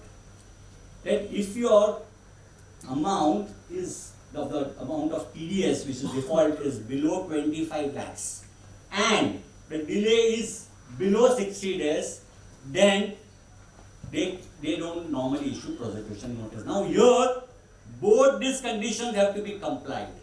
Suppose if your default is 100 rupees, but you have made a default of 90 days, yes, 276B applies. This circular will not help you. 100 rupees and 90 days, still मेहमान बनो. But they say in some those cases we do consider and we consider reasonable cause and we will not initiate public this prosecution. But yes, it will be initiated but it will be dropped. That is what the principle they follow. If it is amount is not very huge, but then you have to justify what is a reasonable cause. So even amount of 100 rupees and 60 days and above. So both the conditions have to be complied with. Okay. So if it is 30 lakhs and 30 days, 1 day, 30 lakhs in 1 day, yes, prosecution applies. So you can see the seriousness of this TDS provision, very serious. So we are, as I said, in the initial level, we are working for the government. So we have to be very careful. It is not our money. Again, you are slapped with 48 to 41 disallowance. Correct? 48 taxes, income, that expenditure is not allowed. 30% of the expenditure is not allowed. So again, what do I benefit? Extra. Ye big benefit. It is all system driven, so nobody has a control. It's all earlier the manual TDS return file hota tha, jisko malum hi nahi padta tha. But now it is online system. They generate defaults online. Conclusion and summary is just to conclude. Non-payment of tax is considered as a misappropriation of government funds. Cost of non-compliance is much higher than compliance. It's very expensive. Peace of mind and focus on business, because you spend a lot of time on, and again a lot of tension, stress, because you don't know what will happen. Whether again, when you 276B, you have an option of going for compounding. There is a compounding option, but compounding is not a matter of right. You can't say, please give me compounding. No, you can only request. Okay, if it is on the commissioner to accept your compounding application or no. If they say no, we don't believe that you are eligible for compounding, then prosecution is initiated. So you don't take it as a right that yes, I am okay, we galti kar diya, chalo theek hai, compounding kar diya. Compounding fee is 3% per month for the default. So if again same concept, 1 day delay, matlab 2 months, matlab 6%. So you can imagine you have already paid interest, now you are paying compounding fee. So you can see the amount of expenditure that you are going to incur. And compounding offence can be availed. Even if the department accepts your request, it's only twice. Third time to फिर अभी भाई मिल जा compound. You have to disclose all this in your 34A clause, tax audit. The tax auditor has to disclose. So तो उसको already information मिल रहा है department को. Apart from your returns, my last punchline is prevention is better than cure. The cure is very painful. No amount of medicines will help you. It is better you take vaccine and comply with TDS rather than going for medicines. And if there are any questions, you can still take it. Thank you very much. Definitely provisions are provisions. We read, we understand, we interpret. But the way you have linked a 360-degree view of the provisions is fabulous, sir. Thank you. Thank you for your enlightful session. मैंने पहले बोला भी नहीं था, इतना अच्छा था session. On behalf of Pune branch and all the participants, I extend my thanks to the faculty of the day, Kusai Goawala sir, and all the participants for active participation and patient listening. We have lunch break. After this, we will continue with our third session of the day. Thank you, folks.